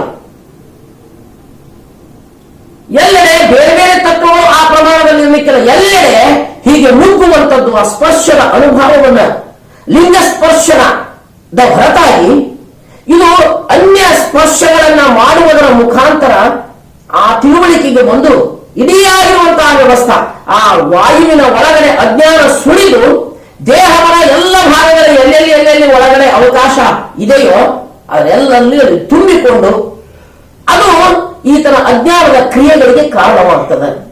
ಹೀಗಾಗಿ ಇಲ್ಲಿ ಯಾವುದನ್ನ ಚಿಂತನೆ ಮಾಡ್ತಾರಂದ್ರ ಯಾವ ಜ್ಞಾನ ಆಕಾಶ ತತ್ವದಲ್ಲಿ ನೆಲೆಗೊಂಡಿತ್ತೋ ಮಂತ್ರವಾಗಿ ಆ ತತ್ವ ದೇಹ ಮನ ಭಾವಗಳಲ್ಲಿ ಅದು ಪ್ರವಹಿಸಬೇಕು. ದೇಹ ಮನ ಭಾವಗಳಲ್ಲಿ ಅದೇ ಪ್ರವಹಿಸಬೇಕು. ಆ ವಾಯುವೇ ನಮ್ಮನ್ನು ನಡೆಸುವಂತಹದ್ದು. ಒಮ್ಮೆಲೆ ವಾಯು ನಿಂತು ಅಂದ್ರೆ ಇನ್ನೇನು ನಮ್ಮ ಅಸ್ತಿತ್ವನೇ ಇಲ್ಲ. ಹೀಗಾಗಿ ಇಲ್ಲಿ ವಾಯು ಪ್ರಾಣ ಅಂತ ಅನಿಸಿಕೊಳ್ತೈತಿ. ಯಾವುದು ಪ್ರಾಣವಾಗಿ ನಮ್ಮೆಲ್ಲದರಲ್ಲಿ ನಮ್ಮೆಲ್ಲ ಅಂಗಗಳನ್ನ, ಕರ್ಮೇಂದ್ರಿಯಗಳನ್ನ, ಜ್ಞಾನೇಂದ್ರಿಯಗಳನ್ನ ಅಸ್ತಿತ್ವವನ್ನ ಕಾಪಾಡಿಕೊಂಡು ಬರ್ತೈತಿಯೋ ಅಂತಹ ಎಲ್ಲ ಆ ತತ್ವಗಳಲ್ಲಿ ಯಾವುದಕ್ಕೆ ನಾವು ಪ್ರಾಣ ಅಂತ ಕರಿತೀವೋ ಅದರ ತುಂಬೆಲ್ಲ ಈ ಲಿಂಗ ತತ್ವವನ್ನೇ ಇಲ್ಲಿ ತುಂಬಿ ಬಿಡೋದು. ಅದಕ್ಕೆ ಜಂಗಮ ಲಿಂಗ ಅಂತ ಕರೆದು. ಈ ಜಂಗಮ ಲಿಂಗ ಅನ್ನುವಂಥದ್ದು ದಶವಾಯುಗಳಲ್ಲಿ ಪ್ರವೇಶಿಸಿ ಎಲ್ಲೆಲ್ಲಿ ಯಾವ್ಯಾವ ಇಂದ್ರಿಯಗಳಲ್ಲಿ ಅದು ಸಂಚರಿಸುತ್ತದೆಯೋ ಅಲ್ಲೆಲ್ಲಲ್ಲಿಯೂ ಕೂಡ ಲಿಂಗದ ಭಾವವನ್ನೇ ಅದು ನೆಲೆಗೊಳಿಸಿತು. ಲಿಂಗದ ಭಾವಗಳನ್ನು ಅಲ್ಲಿ ನೆಲೆಗೊಳಿಸಿದ ಕಾರಣಕ್ಕಾಗಿ ಸ್ಪರ್ಶನೇಂದ್ರಿಯದ ಮುಖಾಂತರ ಯಾವ್ಯಾವುದನ್ನು ನಾವು ಸ್ವೀಕರಿಸ್ತೀವೋ ಆ ಎಲ್ಲವೂ ಕೂಡ ತಮ್ಮ ಪದಾರ್ಥ ಗುಣಗಳನ್ನ ಅಂದ್ರೆ ಅವಗುಣಗಳನ್ನ ಕಳೆದುಕೊಂಡು ಲಿಂಗದ ಗುಣಗಳಾಗಿ ತೋರಿ ಬಂದ ಹಿನ್ನೆಲೆಯೊಳಗೆ ಆ ಮೂಲ ರೂಪಗಳನ್ನೆಲ್ಲ ಬೇರೆ ಬೇರೆ ಭಿನ್ನ ಬಗೆಯ ರೂಪಗಳನ್ನೆಲ್ಲ ಅಲ್ಲಿ ಸಂಪೂರ್ಣವಾಗಿ ಅಳಿದ ಕಾರಣಕ್ಕಾಗಿ ಆ ಭೂತತ್ವವೇನೂ ಇಲ್ಲ. ದೇಹ ಅನ್ನುವಂಥದ್ದು ಪಂಚಭೂತಗಳ ಸಂಘಟ್ಟ, ಸಂರಚನೆ, ಪರ್ಮುಟೇಷನ್, ಕಾಂಬಿನೇಷನ್ ಅಂತ ಏನು ಕರಿತೀವಲ್ಲ, ಬೇರೆ ಬೇರೆ ಬಗೆಯ ಸಂಯುಕ್ತಗಳ ಸಂರಚನೆಯಿಂದ ಆಗಿರುವಂತಹದ್ದು ಅನ್ನೋದನ್ನು ನಾವು ಗಮನಿಸಿ. ಯಾವುದೇ ಶರೀರದ ಯಾವುದೇ ಭಾಗಕ್ಕೆ ಹೋದ್ರೂ ಅಲ್ಲಿ 5 ತತ್ವಗಳದ. ಕರ್ಮೇಂದ್ರಿಯಗಳಿಗೆ ಬಂದ್ರೆ 50% ಅಲ್ಲಿ ಪೃಥ್ವಿ ತತ್ವ ಇದ್ರ ಉಳಿದ ಎಲ್ಲವೂ ಕೂಡ ಒಂದೊಂದು ಅಂಶಗಳು ಅಂದ್ರೆ 10% ಅಂತ ಅನ್ಕೊಳ್ಳೋದಾದ್ರ ಆ ಎಲ್ಲವೂ ಸೇರಿಕೊಂಡು ಆ ಪೃಥ್ವಿಗಳನ್ನು ಸೇರಿಕೊಂಡು ಅದೇ ಕರ್ಮೇಂದ್ರಿಯಗಳು ಅಂತ ಅನಿಸಿಕೊಳ್ತೈತಿ. ಗುದಗುಯ್ಯ, ಪಾದ, ಪಾಣಿ, ವಾಕ್ ಅನ್ನುವಂಥದ್ದು ಇವು ಕುರಿತಾಗಿ ಚಿಂತನೆಗಳನ್ನು ಮಾಡಿ ಆ ಹಿನ್ನೆಲೆಯೊಳಗ ಈ ವಾಯು ಎಲ್ಲವನ್ನ ಪ್ರವೇಶಿಸ್ತದೆ. ಪ್ರಾಣ, ಅಪಾರ, ವ್ಯಾನ, ಉದಾನ, ಸಮಾನ ಅನ್ನುವಂತಹ 5 ತತ್ವಗಳು ಪಾದದಿಂದ ಶಿಖೆಯವರೆಗೆ ನನ್ನನ್ನು ನೆಟ್ಟನೆ ನಿಲ್ಲಿಸುವಂತಹದ್ದು ಅದು ಪ್ರಾಣವಾಯು. ಯಾವಾಗಲೂ ನನ್ನನ್ನು ಸ್ಥಿರವಾಗಿ ನಿಲ್ಲಿಸುವಂಥದ್ದು ಪ್ರಾಣವಾಯು. ಈ ಪ್ರಾಣವಾಯುವಿನ ಅಂಶ ಕಡಿಮೆ ಆದಂತೆ ನೆಟ್ಟನೆ ನಾನು ನಿಲ್ಲುವುದಿಲ್ಲ, ನನ್ನ ಬಗ್ಗಲಿಕ್ಕೆ ಪ್ರಾರಂಭಿಸ್ತೀನಿ ವಯಸ್ಸಾದಂಗ. ಹೀಗೆ ಈ ವಿವಿಧ ವಾಯುಗಳು ಬೇರೆ ಒಂದೇ ವಾಯು ಬೇರೆ ಬೇರೆ ಕಾರ್ಯಗಳ ಮುಖಾಂತರ ಅದು ಬೇರೆ ಬೇರೆ ರೀತಿಯೊಳಗೆ ಅದು ಕರೆಯಿಸಿಕೊಳ್ಳುತ್ತದೆ. ಮತ್ತೆ ಉಪವಾಯುಗಳು ನಾಗ, ಕೂರ್ಮ, ಕೃಕರ, ದೇವದತ್ತ, ಧನಂಜಯ ಅಂತ ತಿಳ್ಕೊಂಡು ನಾವು ಕರಿತೀವಿ. ಈ ದಶವಾಯುಗಳು ಏನು ಇಡೀ ದೇಹದ ಆಂತರಿಕ ಚಲನೆಗೆ, ಬಹಿರಂಗದ ಚಲನೆಗೆ, ಭಾವನ ಚಲನೆಗೆ ಏನು ಕಾರಣ ಆಗ್ಯಾವಲ್ಲ, ಈ ಎಲ್ಲವುಗಳಲ್ಲಿ ಆ ಮೂಲ ಜ್ಞಾನವೇ ತುಂಬಿಕೊಂಡಲ್ಲಿ ಅದಕ್ಕೆ ಪ್ರಭುದೇವರು ಹೇಳ್ತಾರೆ ಈ ವಿಭೂತಿ ಕುರಿತಾಗಿ, ಸಕಲ ಕರಣಗಳೆಲ್ಲವೂ ಕೂಡ ಭಕ್ತಿಯ ಜ್ವಾಲೆಯಲ್ಲಿ ಸುಟ್ಟು ಉಳಿದುದೇ ಅದು ಭಸಿತ ಅಂತ ಹೇಳ್ತಾರೆ. ಈ ಸಕಲ ಕರಣಗಳೆಲ್ಲವೂ ಕೂಡ ಭಕ್ತಿಯ ಜ್ವಾಲೆಯೊಳಗೆ ಸುಡಬೇಕು. ಭಕ್ತಿ ಅನ್ನೋದು ಕೇವಲ ಜ್ಞಾನ ಸ್ವರೂಪವಾಗಿರುವಂತಹ ಆ ಜ್ಞಾನ ಅನ್ನುವಂತಹ ನಿಗಿ ಕೆಂಡದೊಳಗೆ ಎಲ್ಲವೂ ಕೂಡ ಸುಟ್ಟಿ ಹೋಗಬೇಕು. ಮೂಲ ಎಲ್ಲ ವಾಸನೆಗಳನ್ನು ಇದು ಕಳೆದುಕೊಂಡು ಹೋಗಬೇಕು. ಅದಕ್ಕೆ ಮೂಲವಾಗಿರುವಂತಹ ಯಾವ ಮನಸ್ಸು ಈ ಎಲ್ಲ ಗುಣಗಳ ಅವದೋಷಗಳನ್ನ ಕಟ್ಟಿಕೊಂಡು, ಲೋಪದೋಷಗಳನ್ನು ಕಟ್ಟಿಕೊಂಡು ಬದುಕುತ್ತಲ್ಲ, ಪೃಥ್ವಿ, ಜಲ ಮತ್ತು ಅಗ್ನಿ ತತ್ವದ ಈ ದೋಷಗಳನ್ನು ಇಟ್ಟುಕೊಂಡು ಅದಕ್ಕೆ ಪೂರಕವಾಗಿ ವರ್ತಿಸ್ತಲ್ಲ, ಅಂತಹ ಆ ದೋಷಗಳನ್ನೆಲ್ಲವನ್ನೂ ಕೂಡ ಸಂಪೂರ್ಣವಾಗಿ ಸುಟ್ಟು ಬಿಡೋದು. ಕೇವಲ ಜ್ಞಾನ ಮಾತ್ರ ಅಲ್ಲಿ ಉಳಿಯೋದು. ಅದು ಜಂಗಮ ಲಿಂಗವಾಗಿ ಅದು ಬೆಳಗೋದು.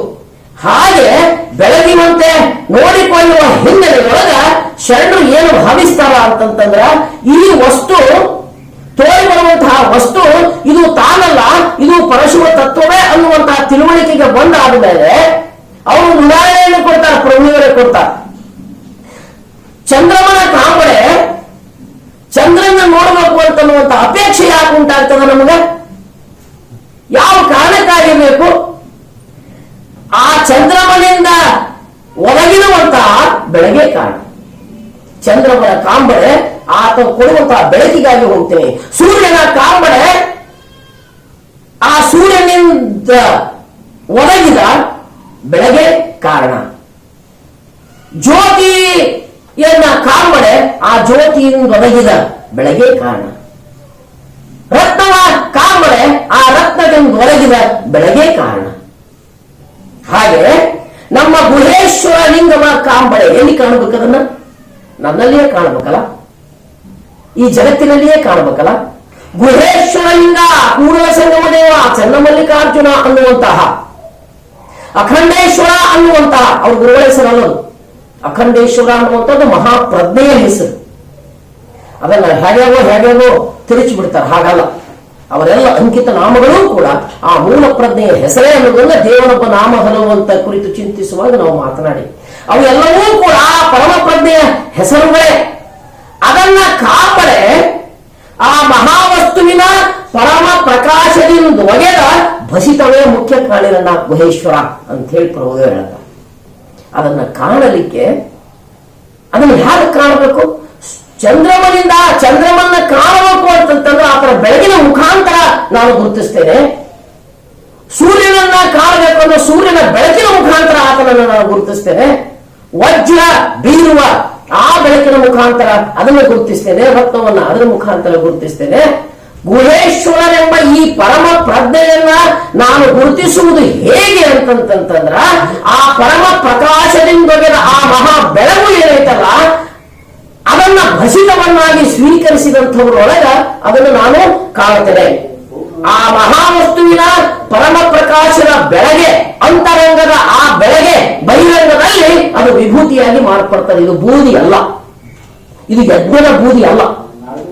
ಯಜ್ಞದ ಬೂದಿ ಇದು ಹಿಂಸೆಯಿಂದ ಬಂದಿರುವಂತಹದ್ದು. ಇದನ್ನು ಶರಣರು ಒಪ್ಪುವುದಿಲ್ಲ. ಹೀಗಾಗಿ ಇಲ್ಲಿ ಇದು ಕೇವಲ ಬೆಳಗಾಗಿರಬೇಕು. ಎಲ್ಲ ಭಿನ್ನ ಭಿನ್ನ ಭಾವಗಳನ್ನ ಅನ್ಯ ಭಿನ್ನ ಭಾವಗಳನ್ನ ಸಂಪೂರ್ಣವಾಗಿ ಇದು ಸುಟ್ಟಿರಬೇಕು. ಸ್ವರೂಪ ಜ್ಞಾನವೇ ಅಲ್ಲಿ ಮುಖ್ಯವಾಗಿರಬೇಕು. ಸ್ವರೂಪ ಜ್ಞಾನವೇ ಅಲ್ಲಿ ಮುಖ್ಯವಾಗಿರುವುದು. ನೋಡುವ ನೋಟದಲ್ಲಿ, ಮಾಡುವ ಮಾಟದಲ್ಲಿ, ಕೂಡುವ ಕೂಟದಲ್ಲಿ, ಸ್ಪರ್ಶಿಸುವ ತ್ವಕ್ಕಿನಲ್ಲಿ, ನೇತ್ರದಲ್ಲಿ, ವಾಸಿಸುವ ನಾಸಿಕದಲ್ಲಿ, ರುಚಿಸುವ ನಾಲಿಗೆಯಲ್ಲಿ, ಕೇಳುವ ಈ ಶಬ್ದಗಳಲ್ಲಿ ಮೂಲ ಸ್ವರೂಪದ ದರ್ಶನವೇ ಆಗಬೇಕು. ಈ ಎಲ್ಲ ಅಂಗೇಂದ್ರಿಯಗಳು ಯಾವ ಯಾವ ಸ್ಪರ್ಶವನ್ನು ಅನುಭವಿಸ್ತಾವೋ, ಉಂಟು ಮಾಡ್ತಾವೋ, ಆ ಎಲ್ಲವೂ ಕೂಡ ಲಿಂಗದ ಅನುಭವವೇ ಆಗಿರಬೇಕು. ಪರಮ ಆನಂದದ ಅನುಭವವೇ ಆಗಿರಬೇಕು. ಆ ಪರಮ ತಿಳುವಳಿಕೆ ನಮ್ಮದಾಗಿರಬೇಕು. ಯಾವುದೇ ಒಂದು ವಸ್ತುವನ್ನು ಗ್ರಹಿಸಲಿಕ್ಕೆ ಶಬ್ದ, ಸ್ಪರ್ಶ, ರಸ, ರೂಪ, ಗಂಧಗಳು ಕಾರಣ ಆಗ್ತಾವಲ್ಲ, ಅಂತಹ ಆ ವಿಷಯೇಂದ್ರಿಯಗಳ ತುಂಬೆಲ್ಲ ಮೂಲ ಸ್ವರೂಪದ ದರ್ಶನವನ್ನು ತುಂಬಿ ಆ ಇಂದ್ರಿಯಗಳಲ್ಲಿ, ಕರ್ಮೇಂದ್ರಿಯಗಳಲ್ಲಿ, ವಿಷಯೇಂದ್ರಿಯಗಳಲ್ಲಿ ಎಲ್ಲದರಲ್ಲಿಯೂ ಕೂಡ ಅಂತಃಕರಣ ಚತುಷ್ಟಯಗಳಲ್ಲಿ ಆ ಸ್ವರೂಪದ ಜ್ಞಾನವನ್ನೇ ತುಂಬಿದಾಗ ತನ್ನಷ್ಟಕ್ಕೆ ತಾನೇ ಇದರೊಳಗಿರುವಂತಹ ಅಜ್ಞಾನವೆಲ್ಲ ಸುಟ್ಟು ಹೋಗ್ತದೆ. ಪೃಥ್ವಿ ತತ್ವದ ಕಾಷ್ಟತೆ ಇದು ಸುಟ್ಟು ಹೋಗ್ತದೆ. ಜಲತತ್ವದ ಕಾಷ್ಟತೆ, ಜಲತತ್ವದಲ್ಲಿರುವಂತಹ ಧರಿಸುವ ಗುಣ ಅದು ಇನ್ನಿಲ್ಲವಾಗ್ತದೆ. ಉರಿಯುವಾಗ ಅಗ್ನಿ ತತ್ವದ ಸಂಪರ್ಕಕ್ಕೆ ಬಂದಾಗ ಉರಿತದ, ಜಲ ಉರಿತದ, ಕಾಷ್ಟ ಉರಿತದ, ಬೇರೆ ಬೇರೆ ಬೇರೆ ಬೇರೆ ಬಣ್ಣಗಳನ್ನು ತೋರಿಸಿಕೊಳ್ಳುತ್ತಾ ಜ್ವಾಲೆಗಳು ಕೊನೆಗೊಂದು ಸಾರಿ ಕೇವಲ ಬೂದಿ ಸಿಗ್ತದೆ.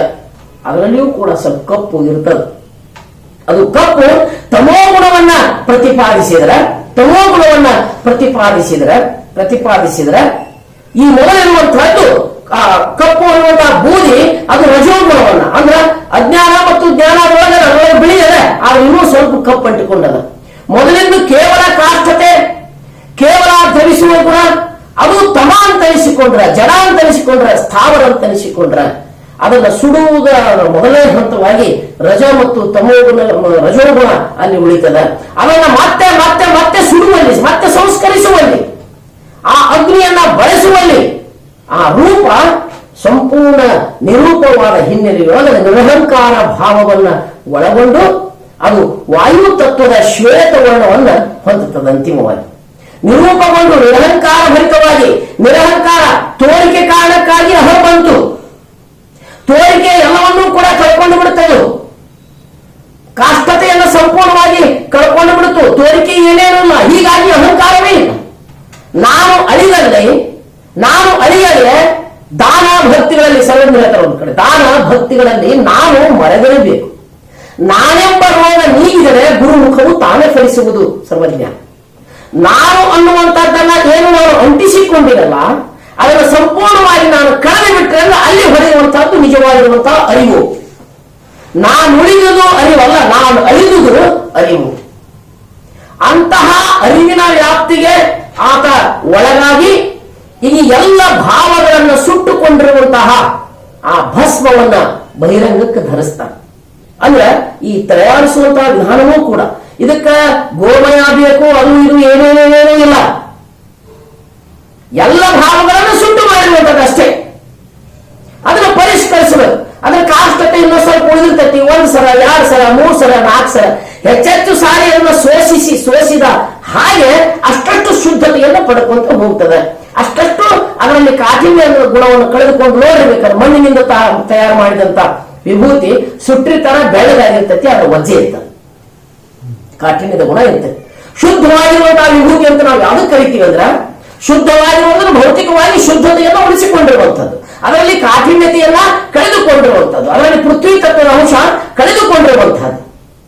ಒಂದು ಹಂತದೊಳಗ ಅದು ಬೆಳ್ಳನೇ ಶ್ವೇತ ವರ್ಣವನ್ನ ಹೊಂದಿರುವಂತದ್ದು. ಆ ಶ್ವೇತ ವರ್ಣ ಆಕಾಶ ತತ್ವಕ್ಕೆ ಸಂಬಂಧಪಟ್ಟಿರುವಂತದ್ದು, ಶುದ್ಧತೆಯ ರೂಪವಾಗಿ ಅದು ತೋರಿ ಬರ್ತದೆ.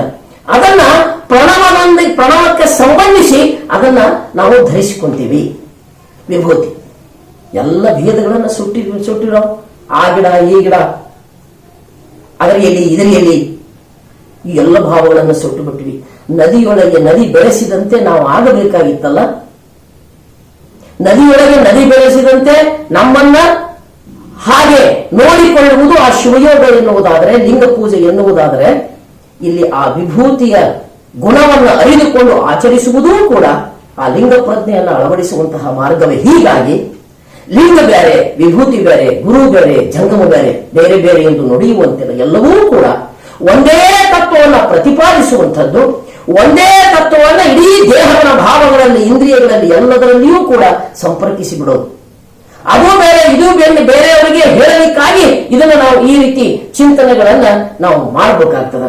ಈ ವಿಭೂತಿ ಅನ್ನುವಂಥದ್ದು ಈ ಬ್ರಹ್ಮಾಂಡದಲ್ಲಿ ಇದು ವಾಯು ತತ್ವಕ್ಕೆ ಸಂಬಂಧಿಸ್ತದ, ಸ್ಥೂಲದಲ್ಲಿ ತ್ವಕ್ಕಿಗೆ ಸಂಬಂಧಿಸ್ತದ, ಸೂಕ್ಷ್ಮ ಶರೀರದಲ್ಲಿ ಪ್ರಾಣಕ್ಕೆ ಸಂಬಂಧಿಸ್ತದ, ಕಾರಣ ಶರೀರದಲ್ಲಿ ಇದು ಮನಸ್ಸಿಗೆ ಸಂಬಂಧಿಸ್ತದ.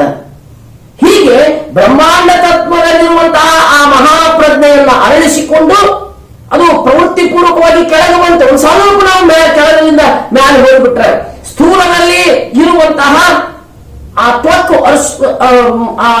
ಪಡೆಯುವಂತಹ ಆ ಸ್ಪರ್ಶನದ ಸುಖ, ಆ ಸ್ಪರ್ಶನೇಂದ್ರಿಯ ಅದು ಲಿಂಗೇಂದ್ರಿಯವಾಗಬೇಕು. ಅದರಲ್ಲಿರುವಂತಹ ಆ ಸ್ಪರ್ಶದ ಗುಣ ಅಂತ ನಾವೇನ್ ಹೇಳ್ತೀವಿಯೋ, ಮೂಲ ಸ್ವರೂಪಕ್ಕೆ ಭಿನ್ನವಾದ ರೀತಿಯೊಳಗೆ ಜಗತ್ತನ್ನು ಅರ್ಥೈಸಿಕೊಂತ ಹೋಗ್ತದಲ್ಲ, ಅದು ಬೇರೆ ಇದು ಬೇರೆ ಅಂತನ್ನುವಂತಹ ಸ್ಪರ್ಶ ಜ್ಞಾನ ನಮಗದಲ್ಲ, ಅದನ್ನ ತುಂಬೆಲ್ಲ ಇಲ್ಲಿ ಲಿಂಗ ತತ್ವವನ್ನು ತುಂಬಿಕೊಂಡಿನಿ ಅನ್ನುವಂತಹ ಭಾವದ ಪ್ರತಿಯಾಗಿ ಅಲ್ಲಿ ಬಹಿರಂಗದ ವಿಭೂತಿಯನ್ನ ಧರಿಸ್ತೀವಿ.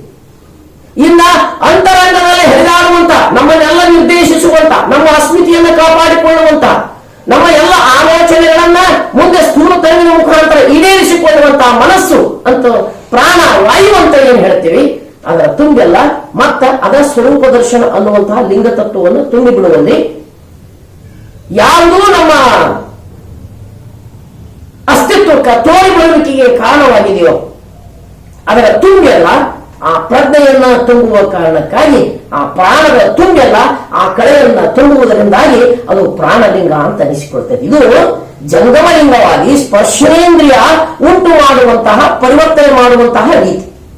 ಯಾವ ಲಿಂಗ ತತ್ವ ಹರಿದು ಅದು ಆಚಾರವೆನಿಸಿ ಜಂಗಮ ತತ್ವವನ್ನು ಅಭಿವ್ಯಕ್ತಿಗೊಳಿಸಬೇಕಾಗಿತ್ತಲ್ಲ, ಅಂತಹ ಲಿಂಗ ತತ್ವ ಈ ಸ್ಪರ್ಶನೇಂದ್ರಿಯಗಳಲ್ಲಿ, ಈ ತ್ವಗೇಂದ್ರಿಯದಲ್ಲಿ ಸ್ಥಿರಗೊಂಡು ದೇಹದಲ್ಲಿ ಆ ತ್ವಕ್ಕನ್ನ ಅಂತಹ ಸ್ಪರ್ಶ ಮೂಡಿಸುವ ಆ ಬಂಧನದಿಂದ ಹೊರಗೆ ಮಾಡ್ತದೆ. ಕರಿಯ ಬಿಳಿಯ ಮುಂತಾದ ಭಾವಗಳಿಂದ ಆತನನ್ನ ಹೊರಗೆ ಮಾಡ್ತದೆ. ಮನಸ್ಸಿನಲ್ಲಿ ಅಂಟಿಕೊಂಡಿರುವಂತಹ ಮಲ ಯಾವುದು ಹೌದು ಅಲ್ಲ, ಯಾವುದು ಅಲ್ಲ ಆಗೋದು ಹೌದು ಅಂತ ಹೇಳಿ ಕ್ಷಣಿಕವಾಗಿ ನನ್ನೊಳಗೆ ಏನು ಒಂದಿಷ್ಟು ತಪ್ಪು ಕಲ್ಪನೆಗಳಿಗೆ ಅದು ಕಾರಣ ಮಾಡ್ತದಲ್ಲ, ಸಂದೇಹಿಸುವಂತ ಮಾಡ್ತದಲ್ಲ, ಅಂಥದ ಮನದ ತುಂಬಿಯಲ್ಲ ಮತ್ತ ಆ ಲಿಂಗದ ಕಳೆಯನ್ನು ತುಂಬುವುದು ಅಂತ ಅದನ್ನ ಪ್ರಾಣಲಿಂಗವನ್ನಾಗಿಸುವುದು. ನನ್ನೊಳಗೆ ನಾನು ಏನು ತುಂಬಿಕೊಂಡಿನೋ ಆ ರೀತಿಯೊಳಗೆ ನಾನು ಜಗತ್ತಿಗೆ ಪ್ರಕಟಿಸಲ್ಪಡ್ತೀನಿ. ನನ್ನೊಳಗ ಒಂದಿಷ್ಟು ಶಿಕ್ಷಣವನ್ನ ನೀಡುವಂತಹ ವಿದ್ಯೆ ನನ್ನೊಳಗಿತ್ತಂದ್ರೆ ಶಿಕ್ಷಕ ಅಂತಾರ. ಒಂದಿಷ್ಟು ವೈದ್ಯಕೀಯ ಮಾಡುವಂತಹ ವಿಧಾನವನ್ನ ಅದನ್ನ ನಾನು ಕಲ್ತಿದ್ದೆ, ಆ ಗುಣವನ್ನ ಕಲ್ತಿದ್ದೆ ಅದನ್ನ ವೈದ್ಯ ಅಂತಾರ. ವಾದ ಪ್ರತಿವಾದಗಳನ್ನ ಮಾಡುತ್ತಾ ನ್ಯಾಯಕ್ಕಾಗಿ ಬದಲಾಗುವಂತಹ ಗುಣ ಹೊಂದಿದ ನ್ಯಾಯವಾದಿ ಅಂತಾರೆ. ಏನು ತುಂಬಿಕೊಂಡಿರೋ ಆ ಗುಣವನ್ನೇ ನಾನು ಬದುಕ್ತೀನಿ ಅನ್ನುವಂತಹ ಹಿನ್ನೆಲೆಯೊಳಗ ಕಾಳನಪ್ಪ ಕಾಳತನ ಮಾಡುವ ಗುಣವನ್ನು ಹೊಂದಿಕೊಂಡಿದ್ರೆ ಆತನನ್ನು ಮಾಡ್ತಾ ಇದ್ದು ಕಾಳತನ ಅಂತೀವಿ. ಹಂಗ ಅಂತರಂಗದ ಒಳಗ ಆ ಲಿಂಗದ ಕಡೆಯನ್ನೇ ತುಂಬಿಕೊಂಡು ಪ್ರಾಣಲಿಂಗವನ್ನಾಗಿ ಮಾಡಿಸಿಕೊಂಡಿರುವಂತಹ ಆ ಪ್ರಾಣಲಿಂಗದ ಮುಖಾಂತರ ಸ್ಥೂಲ ತರುವಿನ ಮುಖಾಂತರ ನಡೆಯುವಂತಹ ಕ್ರಿಯೆಗಳೆಲ್ಲವೂ ಕೂಡ ಅದು ಲಿಂಗದ ಕ್ರಿಯೆಗಳೇ ಆಗುವ ಕಾರಣಕ್ಕಾಗಿ ಮನಸ್ಸನ್ನ ಪ್ರಾಣಲಿಂಗವನ್ನಾಗಿಸುವಂತಹದ್ದು ಅದು ಲಿಂಗದ ಅದು ಜಂಗಮ ಲಿಂಗ ಅಂತ ಅನಿಸಿಕೊಳ್ಳತೈತಿ. ಹೀಗೆ ಈ ವಾಯು ತತ್ವದಲ್ಲಿ ಜಂಗಮ ಲಿಂಗ ನೆಲೆಗೊಂಡು ದೇಹ ಮನ ಭಾವಗಳನ್ನ ಪ್ರವೇಶಿಸಿ ಇದನ್ನು ಶುದ್ಧವನ್ನಾಗಿಸಿ ಕರ್ಮೇಂದ್ರಿಯಗಳನ್ನ ಲಿಂಗೇಂದ್ರಿಯಗಳನ್ನಾಗಿ ಅಂತಃಕರಣದ ಒಳಗ ಇರುವಂತಹ ಅದೇನು ಪ್ರಾಣಲಿಂಗ ಅಂತ ನಾವು ಹೇಳ್ತೀವಿ ಅದನ್ನು ಪ್ರಾಣಲಿಂಗಿಯನ್ನಾಗಿ ಭಾವದಲ್ಲಿ ಇವೆರಡರ ಸಂಘಟವಾಗಿರುವಂತಹ ಜಂಗಮ ಲಿಂಗವನ್ನ ಅಲ್ಲಿ ಸ್ಥಾಪಿಸುವಂತಹ ಕೆಲಸ ಅಲ್ಲೇ ನಡೀತದೆ. ನಿನ್ನೆ ನೋಡಿದ್ದು ಪ್ರಸಾದ ಲಿಂಗದ ಕುರಿತಾಗಿನ ಚಿಂತನೆ. ಎಲ್ಲವೂ ಕೂಡ ಪರಮ ಪ್ರಸಾದವೇ ತೋರಿ ಬರುವಂತಹದ್ದು. ಯಾವ್ಯಾವುದು ಅವಕಾಶವನ್ನ ಗಿಟ್ಟಿಸಿಕೊಂಡಿದೆಯೋ ಆ ಅವಕಾಶವನ್ನು ಬಳಸಿಕೊಂಡು ತುಂಬಿರುವುದು ಎಲ್ಲವೂ ಕೂಡ ಪ್ರಸಾದವೇ. ಪ್ರಸಾದ ಅನ್ನುವಂಥದ್ದು ಕೇವಲ ಈ ಕಾಯವಷ್ಟೇ ಅಲ್ಲ, ತಿನ್ನುವ ಅನ್ನವಷ್ಟೇ ಅಲ್ಲ, ಯಾವ್ಯಾವುದನ್ನು ಇದು ಸ್ವೀಕರಿಸುತ್ತಾ ಹೋಗ್ತದೋ ಎಲ್ಲವೂ ಕೂಡ ಪ್ರಸಾದ. ಬೆಳೆ ನಿಮ್ಮದಾನ, ಸುಳಿದು ಸೂಸುವ ಗಾಳಿ ಅದು ನಿಮ್ಮದಾನ. ಎಲ್ಲವೂ ಕೂಡ ದಾನಿಯಾಗುವಂತಹ ಅರ್ಹತೆ ಕೇವಲ ಅದನ್ನು ಸೃಷ್ಟಿಸಿರುವಂತಹ ಪರವಸ್ತುವಿಗೆ ಮಾತ್ರ, ಮಹಲಿಂಗಕ್ಕೆ ಮಾತ್ರ ಐತೆಯೋ ಹೊರತು ಮನುಷ್ಯರಿಗೆ ಇಲ್ಲ. ಯಾಕಂದ್ರೆ ಯಾವುದನ್ನು ನಾವು ಸೃಷ್ಟಿಸಿಲ್ಲ, ಎಲ್ಲವೂ ನಮ್ಮದು ಅಂತ ನಾವು ಹೇಳ್ತೀವಲ್ಲ, ಯಾವುಗಳನ್ನು ಕೂಡ ನಾವು ಸೃಷ್ಟಿಸಿಲ್ಲ. ಒಂದಷ್ಟನ್ನು ಪಡೆಯುವುದಕ್ಕಾಗಿ ಒಂದಿಷ್ಟು ಕಳ್ಕೊಂಡಿವೆ. ಅನೇಕ ಬಗೆಯ ಸಂಯುಕ್ತ ಈ ಸಂರಚನೆಗಳು ಬದಲಾವಣೆ ಹಾಕೊಂತ ಹೋದು ಅವುಗಳನ್ನ ನನ್ನದು ಅಂತ ನಾನು ಹೇಳ್ಕೊಂಡೆ. ತಪ್ಪು. Everything that comes from nature is good, but it rusts at the hands of man ಅಂತ ನಮ್ಮ ಗುರುಗಳು ಹೇಳ್ತಿದ್ರು. ಮನುಷ್ಯನ ಕೈಯಲ್ಲಿ ಬಂದಾದ ಮೇಲೆ ಇದು ನನ್ನದು ನಿನ್ನದು ಅನ್ನುವಂತಹ ಭಾವಕ್ಕೆ ನಾವು ಒಳಗಾಗ್ತೀವಿ.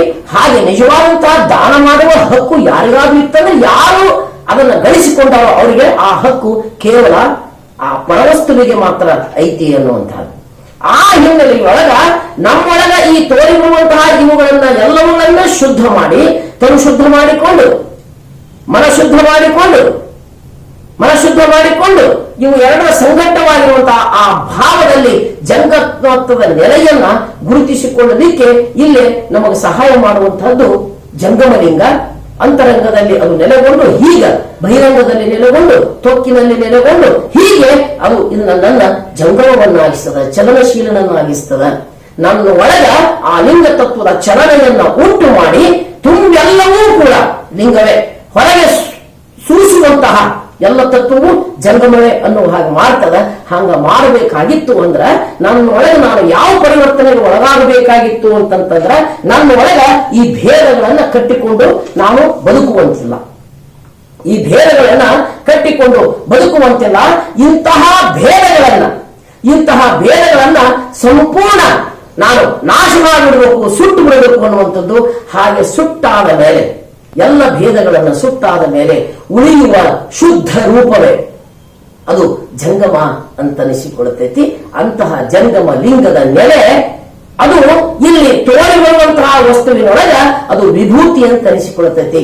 ಬಹಿರಂಗದ ಈ ಶರೀರಕ್ಕ ಬಹಿರಂಗದ ಅಷ್ಟಾವರಣವಾಗಿ ತೋರಿ ಬರುವಂತಹ ವಿಭೂತಿ, ಹೀಗೆ ತಯಾರಿಸಿದಂತಹ ವಿಭೂತಿ. ಅಂತರಂಗದ ಒಳಗ ಆ ಪರಮ ತಿಳುವಳಿಕೆ, ಎಲ್ಲ ಭೇದಗಳನ್ನ ಸುಟ್ಟಿದ್ದೀನಿ ನಾನು ಅಂತವ ಆ ತಿಳುವಳಿಕೆ ಅದು ಇಲ್ಲಿ ಆತನಿಗೆ ಒಳಗ ವಿಭೂತಿ ಆಗ್ತದ. ಹೀಗಾಗಿ ಸಕ್ರಿಯೆಗೆ ನಮ್ಮನ್ನ ಒಳಪಡಿಸುವಂತಹದ್ದು, ಸಕ್ರಿಯ ರೂಪವಾಗಿ ಧರಿಸುವಂತಹದ್ದು ಬಹಿರಂಗದ ಅಷ್ಟಾವರಣದ ಆ ವಿಭೂತಿ ಆದ ಅಂತರಂಗದ ಒಳಗ ಈ ಸುಜ್ಞಾನ ಒಳಗೊಂಡಿರುವಂತಹದ್ದು. ಸುಜ್ಞಾನ ಭರಿತವಾಗಿದ್ದು ಅಂದ್ರ ಭೇದಗಳನ್ನ ಸಂಪೂರ್ಣ ಇಲ್ಲದಂತೆ ನೋಡಿಕೊಂಡಿರುವಂತಹ ಒಂದು ಭಾವ ಸ್ಥಿತಿ. ಆ ಭಾವ ಸ್ಥಿತಿಯನ್ನು ಹೊಂದಿರುವಂತಹ, ಮನಸ್ಥಿತಿಯನ್ನು ಹೊಂದಿರುವಂತಹ ಸ್ಥಿತಿಯೇ ಅದು ಅಂತರಂಗದ ಅಷ್ಟಾವರಣವಾಗಿ ನಮಗ ತೋರಿ ಬರ್ತದೆ. ಹೀಗಾಗಿ ಈ ಹೊರಗಿನ ವಿಭೂತಿಯನ್ನ ಧರಿಸುವಾಗಲೆಲ್ಲ ನಿನ್ನೆ ಸ್ವಲ್ಪ ಚಿಂತನೆ ಮಾಡಿದ್ವಿ ನಾವು. ಆ ಹೊರಗಿನ ವಿಭೂತಿಯನ್ನ ಧರಿಸುವಾಗಲೆಲ್ಲ ಅದು ವಾಯು ತತ್ವಕ್ಕೆ ಸಂಬಂಧಪಟ್ಟಿರುವುದರಿಂದ ಅದನ್ನ ವಕಾರ ಪ್ರಣವದಿಂದ ನಾವು ಗುರುತಿಸ್ತೀವಿ. ಆ ವಕಾರ ಅನ್ನುವಂತಹ ಪ್ರಣವ ವಾಯು ತತ್ವ ಹುಟ್ಟಿದ್ದು ಎಲ್ಲಿಂದ? ಮಹಾಲಿಂಗದಿಂದ. ಮಹಾಲಿಂಗವನ್ನ ಓಂಕಾರ ಅಂತ ಕರೆದ್ವಿ. ತನ್ನೊಳಗ ನಾವ ಬಿಂದು ಕಲೆಗಳನ್ನ, ಚಿನ್ನಾದ ಚಿತ್ಬಿಂದು ಚಿತ್ ಕಲೆಗಳನ್ನ ಒಳಗೊಂಡು ಮೂಲ ಚಿತ್ತುವಿನೊಡನೆ ಸೇರಿ ಅದು ಮಹಾಲಿಂಗವಾಯಿತು, ಓಂಕಾರವೆಂದೆನಿಸಿತ್ತು. ಅಲ್ಲಿಂದಲೇ ಇದರ ಉತ್ಪತ್ತಿಯಾದ ಕಾರಣಕ್ಕ ಆ ಮೂಲ ಚಿತ್ತುವಿನೊಡನೆ ಸಂಬಂಧಿಸಿ ಓಂ ವಾಂ ಎಂದೆನ್ನುತ್ತಾ ನಾವು ವಿಭೂತಿಯನ್ನ ಎಲ್ಲ ಕಡೆ ನಾವು ಧರಿಸ್ತೀವಿ. ಅಂದ್ರ ದೇಹದ ಎಲ್ಲ ಭಾಗದಲ್ಲಿ ವಿಭೂತಿ ಅನ್ನುವಂಥದ್ದು ಕೇವಲ ಒಂದು ವಸ್ತು ಅಲ್ಲ, ಒಂದು ಮಟೀರಿಯಲ್ ಅಲ್ಲ. ಇದು ವಿಭೂತಿ ಅನ್ನುವಂಥದ್ದು ಒಂದು ತತ್ವ. ಯಾವ ತತ್ವ? ಭೇದಗಳನ್ನ ತನ್ನೊಳಗೆ ಅಂಟಿಸಿಕೊಂಡಿತ್ತಲ್ಲ ಆ ಎಲ್ಲವುಗಳನ್ನ ಕಿತ್ತೊಗೆದು ನಾನು ನೀನೆ ಎಂಬ ಭೇದವೇನೇನೂ ಇಲ್ಲದ ಕೇವಲ ಏಕಸ್ಥಿತಿಯನ್ನ ಇದು ಬೋಧಿಸ್ತೈತಿ ಅನ್ನುವಂತಹ ಹಿನ್ನೆಲೆಯಲ್ಲಿ ಇದು ಒಂದು ತತ್ವವಾಗಿ ನಮ್ಮನ್ನ ಇದು ಆವರಿಸಿಕೊಳ್ತೈತಿ.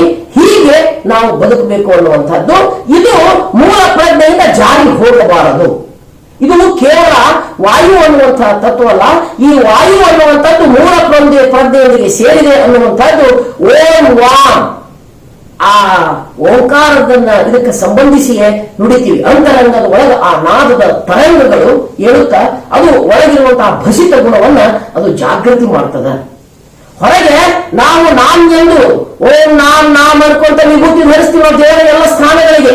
ಹಾಗೆ ಧರಿಸುವಾಗ ಅಂತರಂಗದ ಒಳಗೊಂದು ಚಲನೆ ಆಗಬೇಕಲ್ಲ, ಆ ನಾದಗಳು ಅಂತರಂಗದೊಳಗಂತಹ ಚಲನೆಗಳನ್ನ ಉಂಟು ಮಾಡಿ ಭಾವಕ್ಕ ವಿಸ್ತಾರಗೊಂಡು ಸಹಜ ಸ್ಥಿತಿಯೊಳಗ ನಮ್ಮನ್ನ ಅಣಿಗೊಳಿಸ್ತದ. ಆ ಸಹಜ ಸ್ಥಿತಿಯ ಭಾಗವಾಗಿಯೇ ಪ್ರತಿ ಮಂತ್ರವನ್ನ ನುಡಿದ ಅನಂತರವೂ ಕೂಡ ಶ್ರೀ ಗುರು ಬಸವಲಿಂಗಾಯ ನಮಃ ಅನ್ನೋದು ದ್ವಾದಶಾಕ್ಷರ ಮಂತ್ರವನ್ನ ಅನ್ಕೊಂತ ಹೋಗ್ತೀವಿ. ನಾವು ಎಲ್ಲಾ ಇಂದ್ರಿಯಗಳಿಗೆ ಆ ಮಂತ್ರವನ್ನು ಸಂಬಂಧ ಮಾಡಿಕೊಂತೀವಿ. ಮೊದಲು ಸ್ಥೂಲ ಶರೀರಕ್ಕೆ ಆ ಅಕ್ಷರಗಳನ್ನು ಮಾತ್ರ ಸಂಬಂಧ ಮಾಡ್ತೀವಿ. ಓಂ ವಾಂ ಎಂದೇಳುತ್ತಾ ಅಂತರಂಗಕ್ಕೆ ಸಂಬಂಧ ಮಾಡ್ತೀವಿ. ಆ ನಂತರ ಪ್ರತಿ ಕೊನೆಗೂ ಕೂಡ ಶ್ರೀ ಗುರು ಬಸವಲಿಂಗಾಯ ನಮಃ. ಈ ಎಲ್ಲವುಗಳು ಮೂಲ ತಾಯಿ ಮಂತ್ರ ಅದು ಬಸವ ಮಂತ್ರವಾದುದರಿಂದ ಆ ಸಹಜ ಸ್ಥಿತಿಯಲ್ಲಿಯೇ ಆ ಸಹಜ ನಿರಾರಂಭ ಸ್ಥಿತಿಯಲ್ಲಿಯೇ ಇವು ಅಡಗಬೇಕಾದ ಕಾರಣ, ಇಲ್ಲಿಂದಲೇ ಇವು ಹೊರಟಿರುವಾದ ಕಾರಣ ನಿವೃತ್ತಿ ಮಾರ್ಗದಲ್ಲಿ ಹೋಗುವಾಗ ಈ ತತ್ವಗಳನ್ನ ಅದರೊಂದಿಗೆ ನಾವು ಸಮೀಕರಿಸ್ತೀವಿ. ಅಲ್ಲಿಗೆ ನಮ್ಮ ಮಾತು ನಿಲ್ಲುತ್ತದೆ, ಮೌನವಾಗ್ತದ. ಈ ವಿಚಾರಗಳನ್ನು ನೀವು ಕೂಡ ನಾವು ನೋಡಿದ್ವಿ. ಹೀಗಾಗಿ ಈ ವಿಭೂತಿ ಅನ್ನುವಂತಹ ತತ್ವ ಸಕಲ ಕರಣಗಳೆಲ್ಲವನ್ನೂ ಕೂಡ ಭಕುತಿಯ ಜ್ವಾಲೆಯಲ್ಲಿ ಸುಟ್ಟು ಯುಕುತಿಯ ವಿಭೂತಿಯ ಧರಿಸಲು ಮುಕುತಿಯಾಗುವುದರಲ್ಲಿ ಸಂದೇಹವಿಲ್ಲ. ಇದು ಕಾರಣ ಶಿವ ಸಂಬಂಧವಾದ ಶ್ರೀ ವಿಭೂತಿಯ ಒಲಿದು ಧರಿಸುತ್ತಿದ್ದನು ಕಾರಣ ಮಹಾಲಿಂಗ ಗುರು ಶಿವಸಿದ್ದೇಶ್ವರ ಪ್ರಭುವೆ ಅಂತ ಹೇಳಿ ತೋಂಟದ ಸಿದ್ಧಲಿಂಗನೂ ಕೂಡ ಹೇಳ್ತಾರೆ. ಅಂದ್ರೆ ಹೀಗೆ ಅಗ್ನಿಯನ್ನ ಸ್ಪರ್ಶಿಸುವುದರ ಮುಖಾಂತರ ಈ ರೂಪ ಮೂಡಿಸಿರುವಂತಹ ಭ್ರಮೆಗಳನ್ನು ಕಳೆದುಕೊಂಡು ಏಕವಾದ ಸ್ಥಿತಿ ಅದು ವಿಭೂತಿಯಾಗುವುದರಿಂದ ಅದನ್ನ ಧರಿಸುತ್ತ ಅದನ್ನ ಯಾವುದರ ಪ್ರತಿಯಾಗಿ ನಾನು ಧರಿಸಬೇಕದನ್ನ ಅಂದ್ರೆ ಎಲ್ಲ ಭೇದಗಳನ್ನು ಸುಟ್ಟಿನಿ ಅನ್ನುವಂತಹ ಭಾವ ಅದು ಅಂತಃಕರಣದೊಳಗಿರಬೇಕು. ಅದು ಅಂತರಂಗದ ವಿಭೂತಿ. ಅದು ಈ ಭಾವವಿಲ್ಲದೆ ಕೇವಲ ಧರಿಸಿದನಾದರೆ ಅದು ಕೇವಲ ಬೋಧಿ. ಹೀಗಾಗಿ ಅದಕ್ಕ ನಾವು ಆ ಮೂಲ ಪ್ರಜ್ಞೆಯೊಡನೆ ಸೇರಿಸಿಯೇ ನುಡಿಯುತ್ತಾ ಅದನ್ನು ಧರಿಸ್ತೇವೆ. ಈ ದೇಹಕ್ಕೆ ನಾವು ಎಲ್ಲ ಕಡೆನೂ ಅದನ್ನು ಹಚ್ಚಬೇಕಂತ ಹೇಳ್ತೀವಿ. ದೇಹದ ಒಂದಿನಿತು ಬಿಡದೆ ಧಾರಣ ಧೂಳನ ಮಾಡುತ್ತಾ ಧರಿಸ್ಕೊಂತ ನಾವೇನು ಹೋಗ್ತೀವಲ್ಲ, ಒಂದಿನಿತು ಬಿಡದೆ ಅಂತ ಹೇಳ್ತಾ ಅದರ ಉದ್ದೇಶ ಇಷ್ಟೇ.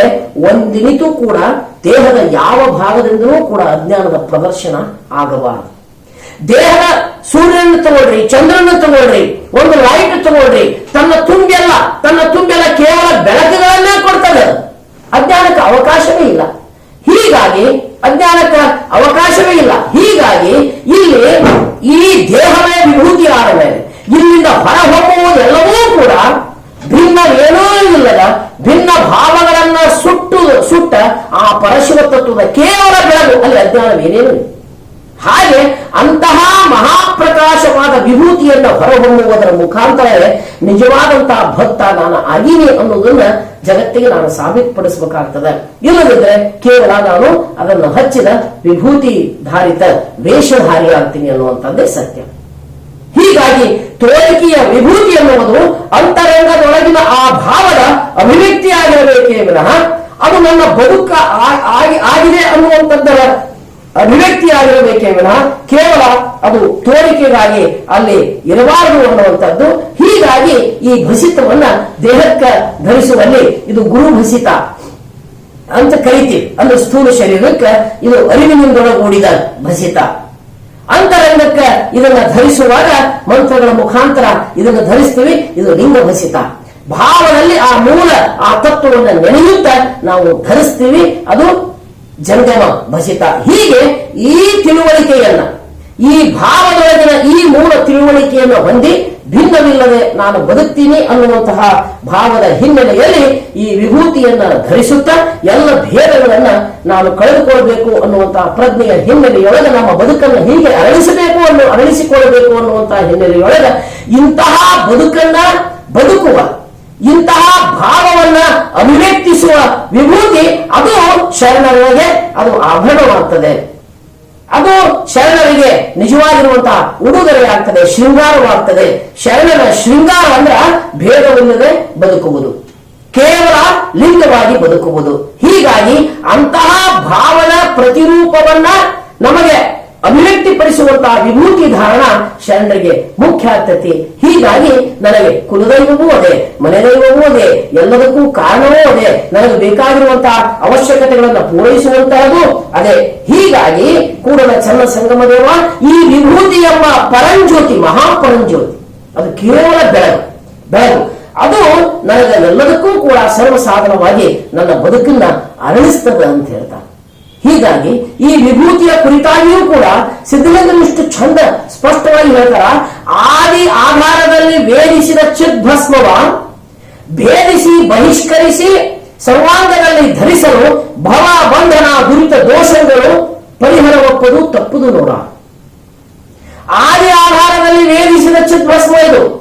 ಆದಿಯನ್ನ ಆಧಾರವನ್ನಾಗಿಸಿಕೊಂಡು ಹುಟ್ಟಿರುವಂತಹ ಆ ಎಲ್ಲ ಏನೇನು ಪರಿಕರಣಗಳಲ್ಲ ಅದರಲ್ಲಿ ಇರುವಂತಹ ದೋಷಗಳನ್ನು ವೇದಿಸಿ, ಆದಿ ಆಧಾರದಲ್ಲಿ ವೇದಿಸಿದ ಚಿದ್ಭಸ್ಮವ, ಆದಿಯನ್ನ ಅಂದ್ರೆ ಮೂಲ ಶರಣ ಮಹಲಿಂಗ, ಅಲ್ಲಿಂದ ಉತ್ಪನ್ನವಾಗಿರುವಂತಹ ಈ ಎಲ್ಲ ಪಂಚಭೂತಗಳಲ್ಲಿ ಇರುವಂತಹ ದೋಷಗಳನ್ನು ಸಂಪೂರ್ಣವಾಗಿ ಕಳೆದು ಅದರಲ್ಲಿರುವಂತಹ ಆ ಮೂಲ ತತ್ವವನ್ನು ಅರ್ಥ ಮಾಡಿಕೊಂಡು ಛೇದಿಸಿ ಆ ರಹಸ್ಯವನ್ನು ಅರ್ಥ ಮಾಡಿಕೊಂಡು ಅದನ್ನ ಬಹಿಷ್ಕರಿಸಿ ಬಹಿರಂಗದಲ್ಲಿ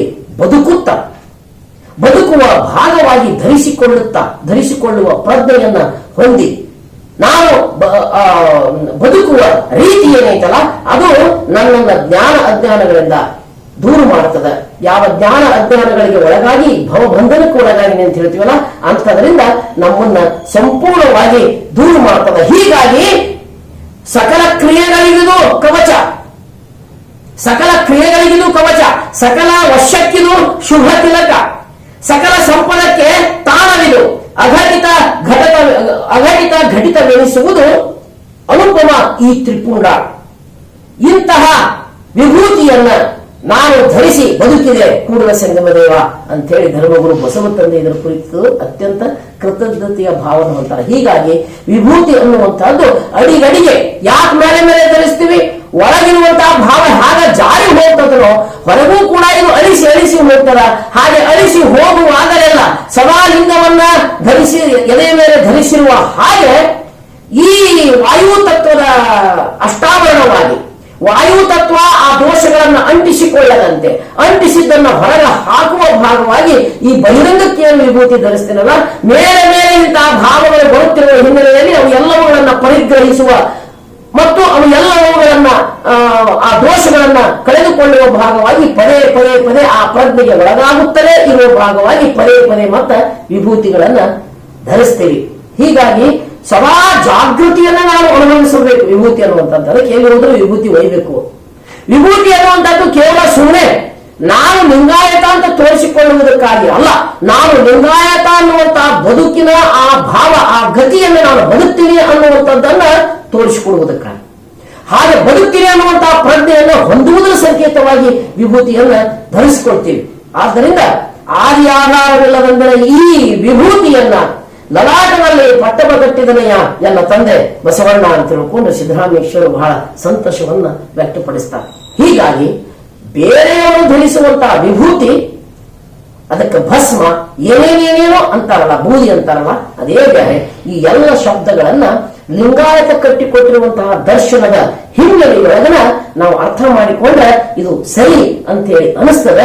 ಹೀಗೆ ಭೇದಗಳೆಲ್ಲವನ್ನೂ ಅಳಿದುದು ಇದು ವಿಭೂತಿಯಾಗಿ, ಇಂತಹ ವಿಭೂತಿ ಮಾತ್ರ ಕೂಡಲ ಸಂಗನ ಶರಣರಿಗೆ ಆ ನೊಸಲಿಗೆ ಆ ಇಡೀ ನೊಸಲಿನ ಮುಖಾಂತರ ನಮ್ಮ ಮುಖ ಪರಿಚಯ ಆಗ್ತದಲ್ಲ ಎಲ್ಲರಿಗೂ ಕೂಡ. ಆ ಹಿನ್ನೆಲೆಯೊಳಗ ನನ್ನ ಪರಿಚಯ ಯಾವುದರಿಂದ ಆಗಬೇಕು ಅಂದ್ರೆ ನಾನು ಧರಿಸಿದ ವಿಭೂತಿ. ಆ ವಿಭೂತಿ ಅನ್ನುವಂಥದ್ದು ನನ್ನೊಳಗೆ ಅಂತಹ ಸಾತ್ವಿಕ ಗುಣವನ್ನು ತುಂಬಿಬಿಡುತ್ತದೆ. ಹೀಗಾಗಿ ವಿಭೂತಿ ಅನ್ನುವಂಥದ್ದು ಇದು ಅಂತರಂಗದ ಒಳಗಿನ ಒಂದು ಗುಣ, ಎಲ್ಲವನ್ನ ಸುಟ್ಟು ಮಾಡಿಕೊಂಡಿರುವಂತಹದ್ದೇ ವಿನ ಆ ಭಾವವನ್ನ ಸ್ಮರಿಸುತ್ತಾ ಇದು ಲಿಂಗವೇ ಎಂದು ತಿಳಿದು ಅಷ್ಟಂತ ಭಕ್ತಿ ಶ್ರದ್ಧೆಗಳಿಂದ ಇದನ್ನು ಧರಿಸುತ್ತಾ ಹೋಗಬೇಕು. ಧರಿಸುವ ಭಾವದೊಳಗೆ ವಿಭೂತಿ ಇರಬೇಕು, ಬದುಕಿನೊಳಗ ಆ ವಿಭೂತಿ ತತ್ವ ಇರಬೇಕು. ಹೀಗಾಗಿ ಇದು ವಿಭೂತಿ ಅನ್ನುವಂಥದ್ದು ಒಂದು ತತ್ವವಾಗಿ ಶರಣರು ಪರಿಗಣಿಸ್ತಾರ ಮತ್ತು ಇದನ್ನು ಧರಿಸಿದ ಆದ ಮೇಲೆ ಒಂದು ಬದ್ಧತೆಯನ್ನ ಹೇಳ್ತಾರೆ, ನಾನು ಹೇಗ ನಡ್ಕೋಬೇಕು ಅನ್ನುವಂಥದ್ದು. ರುದ್ರಾಕ್ಷಿಯ ಕುರಿತಾಗಿಯೂ ಕೂಡ ಹಾಗೆ ಶರಣರು ಹೇಳ್ತಾರೆ. ಹೇಮಗಲ ಹಂಪಿಯ ದೀರ್ಘ ವಚನಗಳು ಆತನು ಆ ವಚನ ನೀವು ನೋಡ್ಬಿಟ್ರೆ ಅಂದ್ರೆ ಇದನ್ನ ನಾವು ಹಿಂಗೆ ಅರ್ಥ ಮಾಡಿಕೊಂಡ್ವಿ ಅಂದ್ರೆ ಇದರ ಘನತೆ ಹೆಚ್ಚುತ್ತದೆ. ಅಂದ್ರೆ ಇದನ್ನು ಹಚ್ಚುವುದರ ಮುಖಾಂತರ ಹ್ಯಾಂಗ ಬದುಕಬೇಕು ಅನ್ನುವಂತಹ ಪ್ರಜ್ಞೆ ಅದರ ಕುರಿತಾಗಿ ಶ್ರದ್ಧೆ ಇದ್ರೆ ಬರ್ತದ. ಇಲ್ಲಂದ್ರೆ ಕೇವಲ ನಾಟಕ ಅಂತ ಅನಿಸ್ತದ, ಕೇವಲ ಮಾತುಗಳಾಗಿ ಬಿಡ್ತಾವ. ಅಂತರಂಗದ ಆಳಕ್ಕೆ ಒಂದು ಸ್ವಲ್ಪ ನಾವು ಇಳಿಬೇಕಲ್ಲ, ಹಾಗ ಅಂತರಂಗದ ಆಳಕ್ಕ ನಾನು ಇಳಿದುಕೊಳ್ಳಬೇಕನ್ನುವುದಕ್ಕಾಗಿ ಆ ಲಿಂಗ ಸಾಧನೆಯನ್ನ ಮಾಡುವುದಕ್ಕೆ ನಾವು ಅಣಿಯಾಗಬೇಕು ಅಂತ ಹೇಳಿ ಒಂದಿಷ್ಟು ಆಕರ್ಷಿಸುವ ಸಲುವಾಗಿ, ಒಂದಿಷ್ಟು ನಮ್ಮನ್ನು ಉತ್ತೇಜಿಸುವ ಸಲುವಾಗಿ ಈ ಕಾರ್ಯಕ್ರಮಗಳೆಲ್ಲವೂ ಕೂಡ, ಈ ಕಾರ್ಯಕ್ರಮಗಳು ಕೇವಲ ನುಡಿಯುವುದಕ್ಕಾಗಿ ಅಲ್ಲ, ಅಥವಾ ನಮ್ಮ ಅಹಂಕಾರದ ಪಾಂಡಿತ್ಯದ ಪ್ರದರ್ಶನಕ್ಕಾಗಿ ಅಲ್ಲ. ನಾವು ಈ ನುಡಿಯುವಂತಹ ಮಾತುಗಳು, ನನ್ನ ಮಾತುಗಳು, ನಾನು ಬೇರೆಯವರಿಂದ ಸ್ವೀಕರಿಸುವಂತಹ ಈ ಎಲ್ಲ ಮಾತುಗಳು, ಆ ಎಲ್ಲ ಮಾತುಗಳು ಶರಣರು ಕಂಡುಕೊಂಡಿರುವಂತಹ ಸತ್ಯಗಳ ಹಿನ್ನೆಲೆಯಲ್ಲಿ ಅವು ನಮಗ ಒಂದಿಷ್ಟು ನಮ್ಮೊಳಗ ಒಂದಿಷ್ಟು ಉತ್ತೇಜನವನ್ನು ಉಂಟು ಮಾಡ್ತಾವು, ಹೀಗೆ ಬದುಕುವ ಹಾಗೆ ಮಾಡ್ತಾವು, ಅಂತರಂಗದ ಆಳಕ್ಕ ಇಳಿಯುವಂಗ ಮಾಡ್ತಾವು. ಅಂತರಂಗದ ಆಳಕ್ಕ ಇಳಿಯದೆ ಹೋದಲ್ಲಿ ಅದು ಕೇವಲ ಶುಷ್ಕ ಜ್ಞಾನ ಅಂತ ಅನಿಸ್ಕೊಳ್ತತಿ, ಕೇವಲ ಮಾತು ಅಂತ ಹೇಳಿ ಅನಿಸಿಕೊಳ್ತತಿ, ಅದು ಮಂತ್ರ ಆಗಬೇಕು. ನಿನ್ನೆ ನಾವು ಚಿಂತನೆ ಮಾಡಿದ್ದು, ನಾವು ಮಾತನಾಡುವುದರಲ್ಲಿ ಎಲ್ಲವೂ ಕೂಡ ಆ ಪರವಸ್ತುವೇ ಕಾಣಬೇಕು, ಪರವಸ್ತುವಿನ ನಡುವೆ ಅಲ್ಲಿ ಅಭಿವ್ಯಕ್ತಿಸಲ್ಪಡಬೇಕು ಅನ್ನುವ ಹಿನ್ನೆಲೆಯಲ್ಲಿ ಇಲ್ಲಿ ನಾವು ಧರಿಸುವಂತಹ ವಿಭೂತಿ ಇಂತಹ ಭಾವವನ್ನ ಬದುಕ್ತೇವೆ ಅನ್ನುವಂತಹ ಅಂತರಂಗದ ಪ್ರಜ್ಞೆ. ಹೀಗಾಗಿ ನೆತ್ತಿಯಲ್ಲಿ ವಿಭೂತಿಯ ಧರಿಸಿದರೆ, ಕೊನೆಯಲ್ಲಿ ಈ ವಚನವನ್ನ ಹೇಳಿ ನಾನು ಸಂಪನ್ನಗೊಳಿಸ್ತೇನೆ. ನೆತ್ತಿಯಲ್ಲಿ ಶ್ರೀ ವಿಭೂತಿಯ ಧರಿಸಿದರೆ ನಾನು ಹ್ಯಾಂಗಿರ್ಬೇಕಂದ್ರ ನಿತ್ಯ ದೈವಕ್ಕೆ ಎರಗಲಾಗದು.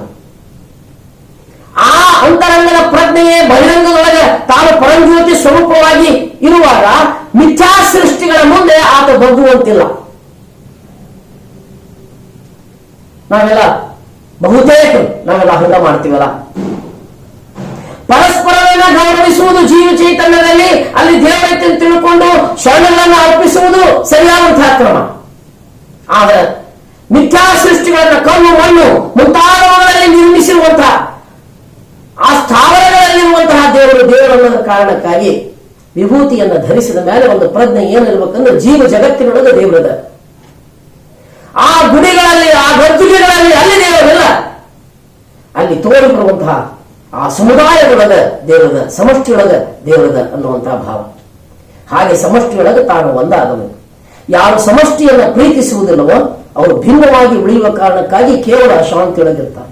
ಯಾರು ಸಮಷ್ಟಿಯನ್ನು ಪ್ರೀತಿಸ್ತಾರೋ ಅವರು ಸಮಷ್ಟಿಯ ಭಾಗವಾಗಿ ಯಾವಾಗಲೂ ಗೌರವಿಸಲ್ಪಡ್ತಾರ. ಗಾಂಧೀಜಿಯ ಹಾಗೆ, ಬಸವಾದಿ ಶರಣರ ಹಾಗೆ, ಬಾಬಾ ಸಾಹೇಬ್ ಅಂಬೇಡ್ಕರ್ ಹಾಗೆ, ಜ್ಯೋತಿಬಾ ಫುಲೆಯವರ ಹಾಗೆ. ಉಳಿದವರೆಲ್ಲರೂ ನೆನಪಿನಾಗ ಉಳಿತಾರ, ಆದ್ರೆ ಅವರು ಹೊರಗೆ ಉಳಿತಾರ, ಅವ್ರನ್ನ ಯಾರು ಒಳಗೆ ಕರ್ಕೊಳಕ ಹೋಗುದಿಲ್ಲ. ಗಾಂಧೀಜಿಯನ್ನ ಕೊಂದಂತಹ ಗೋಡ್ಸೆಯನ್ನು ಎಂದಾರೂ ಕೂಡ ನಮ್ಮ ಮನಸ್ಥಿತಿ ಒಳಗೆ ಕರೆದುಕೊಳ್ಳಲಿಕ್ಕೆ ಸಾಧ್ಯವಾದೀತೇನು? ಸ್ವಾತಂತ್ರ್ಯೋತ್ಸವದ ಅಮೃತ ವರ್ಷದ ಈ ಪ್ರಸಂಗದಲ್ಲಿ ನಾವೆಲ್ಲ ಈ ಕುರಿತಾಗಿ ಚಿಂತನೆಗಳನ್ನ ನಾವು ಮಾಡಬೇಕು. ಹೀಗಾಗಿ ನೆತ್ತಿಯಲ್ಲಿ ಶ್ರೀ ವಿಭೂತಿಯ ಧರಿಸಿದರೆ ನಿತ್ಯ ದೈವಕ್ಕೆ ಎರಗದ ಭಾಷೆ, ಈ ಪ್ರಜ್ಞೆಗೆ ನಾನು ಒಳಗಾಗಬೇಕು. ನಯನದಲ್ಲಿ ಶ್ರೀ ವಿಭೂತಿಯ ಧರಿಸಿದರೆ ಪರಧನ ಪರಸ್ತ್ರೀಯರ ನೋಡದ ಭಾಷೆ. ಸತ್ಯಕ್ರಮೋಚನೆ ನೆನಪು ಬರ್ತಾವೆಲ್ಲ. ಬಾಳಲು ಹಣೆ ಮೇಲೆ ವಿಭೂತಿಯ ಧರಿಸಿದರೆ ಗಂಧ ಚಂದನಾದಿಗಳ ಪೂಸದ ಭಾಷೆ. ಉಸುರಿನ ಪರಿಮಳವಿರಲು ಕುಸುಮದ ಹಂಗೇಕೆ. ಆ ಉಸುರು ನನ್ನ ಒಳಗಿನ ಆ ಉಸಿರಿನ ಒಳಗ ಪ್ರಾಣಲಿಂಗವೇ ತುಂಬಿದ ಕಾರಣಕ್ಕಾಗಿ ಯಾವ ಯಾವ ಆಕರ್ಷಣೆ, ಯಾವ ಯಾವ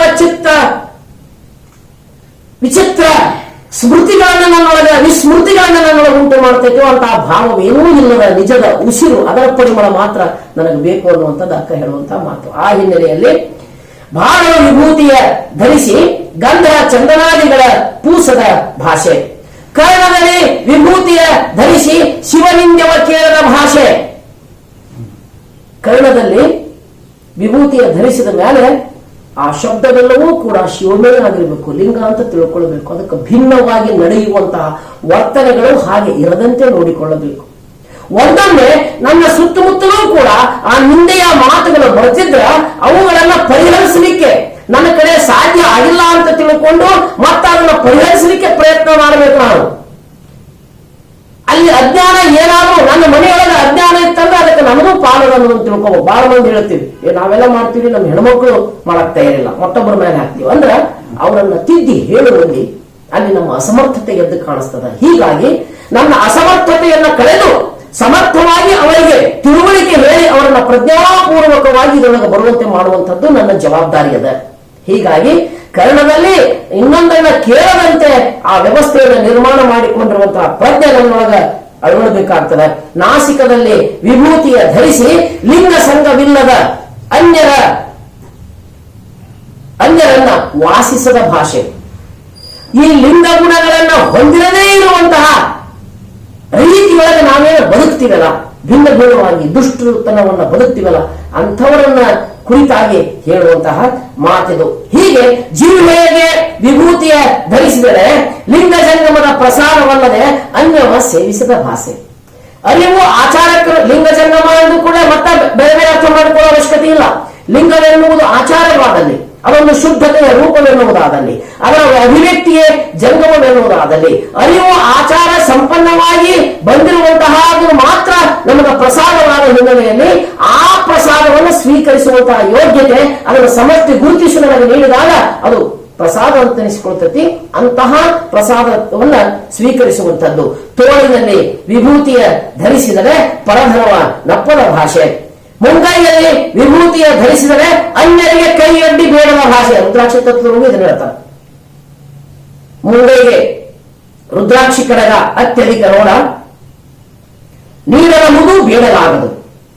ಇಲ್ಲಿಯೂ ಅದನ್ನೇ ಹೇಳ್ತಾರೆ. ಅಂದ್ರೆ ನಾವೆಲ್ಲಾ ದೇಹದ ಎಲ್ಲಾ ಭಾಗಗಳಿಗೂ ಧರಿಸುವಾಗ ಈ ಪ್ರಜ್ಞೆ ನಮ್ಮೊಳಗ ಜಾಗೃತವಾಗಿರಬೇಕು. ಅಂಗೈಯಲ್ಲಿ ವಿಭೂತಿವ ಧರಿಸಿದರೆ ಲಿಂಗವಲ್ಲದ ಅನ್ಯವ ಪೂಜಿಸಿದ ಭಾಷೆ. ಲಿಂಗ ಅನ್ನುವಂತಹ ಮಹಾತತ್ವವೇ ನನ್ನ ಕ್ರಿಯೆಗಳಿಗೆ ಒಳಪಡಬೇಕು. ಈ ಎಲ್ಲ ದರ್ಶನಗಳನ್ನ ಹೇಳ್ತಾ ಹೇಳ್ತಾ ಹೇಳ್ತಾ ಇಂತಿವು ಮುಖ್ಯವಾದ ಸ್ಥಾನಗಳಲ್ಲಿ ಶ್ರೀ ವಿಭೂತಿಯ ನಲಿಸಿ ಧರಿಸಿ ಶಿವಸತ್ಯ ದೇಹಿಗಳಾದರುವವರ ಪರವನ್ನು ಪಡುವಿಡಿ ಸಿದ್ಧ ಮಂಜುನಾಥ ಪ್ರಭುವೆ ಅಂತ ಹೇಳ್ತಾ. ಅಂದ್ರೆ ಇಲ್ಲಿ ಏನೇನು ನಾವು ಸ್ವೀಕರಿಸ್ತೀವಿಯೋ ಇಷ್ಟಲಿಂಗವನ್ನು ಸ್ವೀಕರಿಸುವಂತದ್ದು, ಮಂತ್ರವನ್ನು ಸ್ವೀಕರಿಸುವಂತದ್ದು, ವಿಭೂತಿಯನ್ನ ಸ್ವೀಕರಿಸುವಂತದ್ದು, ಆ ಪರಿಶುದ್ಧ ತತ್ವದ ಬದುಕುವ ಬದ್ಧತೆಯನ್ನ ಹೊಂದಿರುವ ಹಿನ್ನೆಲೆಯಲ್ಲಿ ಹೀಗಾಗಿ ಅಂತಹ ಬದ್ಧತೆಯನ್ನ ರೂಢಿಸಿಕೊಳ್ಳುವ ಪ್ರಯತ್ನದ ಭಾಗವಾಗಿ ಇಂದೂ ಕೂಡ ಹಿಂದೂ ಕೂಡ ಮುಂದೂ ಕೂಡ ಅವಶ್ಯವಾಗಿರುವಂತಹ ಅನ್ಯ ಭಿನ್ನ ಸಂಸ್ಕೃತಿಯನ್ನು ಸಂಪೂರ್ಣ ಸುಟ್ಟು ಹಾಕಿ ಭೇದವಿಲ್ಲದ ಬದುಕುವ ಆ ಭಾವದ ಭಾಗವಾಗಿ ನಾವು ವಿಭೂತಿ ಧಾರಣೆಯನ್ನ ಒಂದು ಪ್ರಜ್ಞೆಯನ್ನಾಗಿ, ಒಂದು ತತ್ವವನ್ನಾಗಿ, ಶರಣರು ಹೇಳಿರುವ ಹಿನ್ನೆಲೆಯಲ್ಲೂ ಒಂದು ಭಾಷೆಯನ್ನಾಗಿ ಸ್ವೀಕರಿಸಿ ಧರಿಸುತ್ತಾ ನಾವೆಲ್ಲರೂ ಆ ಭೂತ ಗುಣಗಳನ್ನು ಕಳೆದುಕೊಂಡು ನಿಜ ವಿಭೂತಿ ಪುರುಷರಾಗುವತ್ತ ನಮ್ಮ ಬದುಕಿನ ಕುರಿತಾಗಿ ನಾವು ಒಂದಿಷ್ಟು ಆಲೋಚನೆ ಮಾಡೋಣ ಅನ್ನುವಂತಹ ಮಾತುಗಳನ್ನ ಹೇಳ್ತಾ, ಸ್ವಾತಂತ್ರ್ಯೋತ್ಸವದ ನಾಳೆ ಧ್ವಜಾರೋಹಣದ ಕಾರ್ಯಕ್ರಮ, 75ನೇ ವರ್ಷದ ಸ್ವಾತಂತ್ರ್ಯೋತ್ಸವನ್ನ ಹಂಚಿಕೊಳ್ಳುತ್ತಿರುವಂತಹ ಈ ಪ್ರಸಂಗದಲ್ಲಿ ಈ ನಾಡ ಹಿರಿಯರು ನಮಗೆ ಸ್ವಾತಂತ್ರ್ಯವನ್ನ ಕರುಣಿಸಿರುವಲ್ಲಿ ಹೇಳಿರುವಂತಹ ಒಂದೆರಡು ಮಾತುಗಳನ್ನ ಹೇಳಿ ನನ್ನ ಮಾತುಗಳನ್ನ ಸಂಪನ್ನಗೊಳಿಸ್ತೇನೆ. ಈ ದೇಶ ಉಳಿಯುವುದು ಈ ಸಂವಿಧಾನವನ್ನ ಉಳಿಸಿಕೊಳ್ಳುವುದರಲ್ಲಿದೆ, ಸಂವಿಧಾನವನ್ನ ಹೇಳಿದ ರೀತಿಯಲ್ಲಿ ಬದುಕುವುದರಲ್ಲಿದೆ. ಹೀಗಾಗಿ ದೇಶ ಮುಖ್ಯ. ಆಗ ದೇಶದ ಆತ್ಮದಂತಿರುವ ರಾಷ್ಟ್ರಧ್ವಜ, ರಾಷ್ಟ್ರ ಲಾಂಛನಗಳ ಕುರಿತಾಗಿ ಅಪಾರ ಗೌರವವನ್ನ ನಾವು ಹೊಂದಿರಬೇಕು ಅನ್ನುವಂಥದ್ದನ್ನು ಮುಂದಿನ ದಿನವೂ ಕೂಡ ನಾವು ಚಿಂತನೆಗಳನ್ನು ಮಾಡಿದ್ದೇವೆ. ಪೇಪರ್ಗಳಲ್ಲಿ ಒಂದಿಷ್ಟು ನೋಡ್ತೇವೆ, ಯಾವುದೋ ಮಠದ ಮುಂದುಗಡೆ ಯಾವುದೋ ಸ್ವಾಮಿಗಳು ಅದರ ಉದ್ಘಾಟನೆಯನ್ನು ಮಾಡ್ತಾರೆ, ದೊಡ್ಡದೊಂದು ಭವ್ಯವಾಗಿರುವಂತಹ ಒಂದು ಚಿತ್ರ ಇಟ್ಟಿರ್ತಾರೆ, ಅದರ ಪಕ್ಕಕ್ಕೂ ಒಂದು ರಾಷ್ಟ್ರಧ್ವಜ ಸೇರಿಸಿರ್ತಾರೆ. ಇದು ಸರಿಯಾದಂತ ಕ್ರಮ ಅಲ್ಲ. ರಾಷ್ಟ್ರಧ್ವಜವನ್ನು ಹಾರಿಸುವುದಕ್ಕೆ ತನ್ನದೇ ಆಗಿರ್ತಕ್ಕಂತಹ ನೀತಿ ಸಂಹಿತೆ ಇದೆ. ಅದು ಎಲ್ಲರ ಮೇಲೆ ಎತ್ತರವಾಗಿ ಎಲ್ಲ ಧ್ವಜಗಳ ಅಡಿಯೇ ಬರಬೇಕು. ಈ ನೆಲವೇ ನಮ್ಮ ಬದುಕನ್ನು ಕರುಣಿಸಿರುವಂತಹ ಈ ನೆಲದ ಬಗ್ಗೆ ನಾವು ಅತ್ಯಂತ ಕೃತಜ್ಞರಾಗಿರಬೇಕು. ಹೀಗಾಗಿ ನಮ್ಮ ಎಲ್ಲ ಲಾಂಛನಗಳು ಕೂಡ ಅದರ ಅಡಿಯೇ ಇರಬೇಕು. ನಿಮ್ಮ ದೇವರ ಫೋಟೋಗಳು ಯಾವ್ಯಾವೇ ಇದ್ರೂ ಕೂಡ ಅದೆಲ್ಲವೂ ಕೂಡ ನಮ್ಮ ರಾಷ್ಟ್ರದ ಧ್ವಜದ ಕೆಳಗೆ ಇರಬೇಕು ಅನ್ನುವಂತಹ ಈ ನಾಗರಿಕ ಪ್ರಜ್ಞೆಯನ್ನ ಹೊಂದಿ ನಾವು ಬದುಕಬೇಕು. ಅದ್ಭುತವಾಗಿರುವಂತಹ ಸಂವಿಧಾನ. ಈ ಎಲ್ಲ ತಿಳುವಳಿಕೆಗಳು, ಎಲ್ಲ ಮತದ ತಿಳುವಳಿಕೆಗಳು ಎಲ್ಲವೂ ಕೂಡ ಈ ರಾಷ್ಟ್ರ ಪ್ರೇಮದಲ್ಲಿ, ಈ ರಾಷ್ಟ್ರ ಭಕ್ತಿಯಲ್ಲಿ ಅವು ಸಮ್ಮಿಳಿತವಾಗಿ ಹೋಗಬೇಕು. ನಮಗೆ ಅದೇ ಮುಖ್ಯವಾಗಬೇಕು. ಆ ಹಿನ್ನೆಲೆಯೊಳಗ ಅಂಬೇಡ್ಕರ್ ಈ ಸಂವಿಧಾನವನ್ನ ಕುಳಿಸುವ ಹಿನ್ನೆಲೆಯೊಳಗ ಒಂದು ಮಾತನ್ನ ಹೇಳ್ತಾರ. ಅದನ್ನ ನಾನು ನಿಮಗೂ ಹೇಳ್ತೇನೆ, ದಯವಿಟ್ಟು ತಾವೆಲ್ಲ ಸರಿಯಾದ ರೀತಿಯೊಳಗೆ ಕೇಳಲು. ಭಾರತದ ಸಂವಿಧಾನದಲ್ಲಿ ಸರ್ವರಿಗೂ ಸಮಪಾಲು ಕಲ್ಪಿಸಿದ್ದೇನೆ. ಇದರ ಆಶಯದಲ್ಲಿ ಆಳುವ ಸರ್ಕಾರಗಳು, ಇದು ಬಹಳ ಎಚ್ಚರಿಕೆಯಿಂದ ಗಮನಿಸಬೇಕು, ಆಳುವ ಸರ್ಕಾರಗಳು ತಮ್ಮ ಸ್ವಪಕ್ಷೀಯ ಮತ್ತು ಸ್ವಪ್ರತಿಷ್ಠೆಯನ್ನ ಬದಿಗೊತ್ತಿ, ಕೇವಲ ಸಂವಿಧಾನ ಮುಖ್ಯ ಆಗ್ಬೇಕಂತ ಬದಿಗೊತ್ತಿ ಸಂವಿಧಾನದ ಆಶಯಗಳನ್ನ ಸಮರ್ಪವಾಗಿ ಜಾರಿಗೊಳಿಸಲು ಅವರು ಕಟಿಬದ್ಧರಾಗಬೇಕು ಅನ್ನುವಂತಹ ಆಶಯವನ್ನ ಅಂಬೇಡ್ಕರ್ ಇಲ್ಲಿ ವ್ಯಕ್ತಪಡಿಸ್ತಾರೆ. ಹಾಗೆಯೇ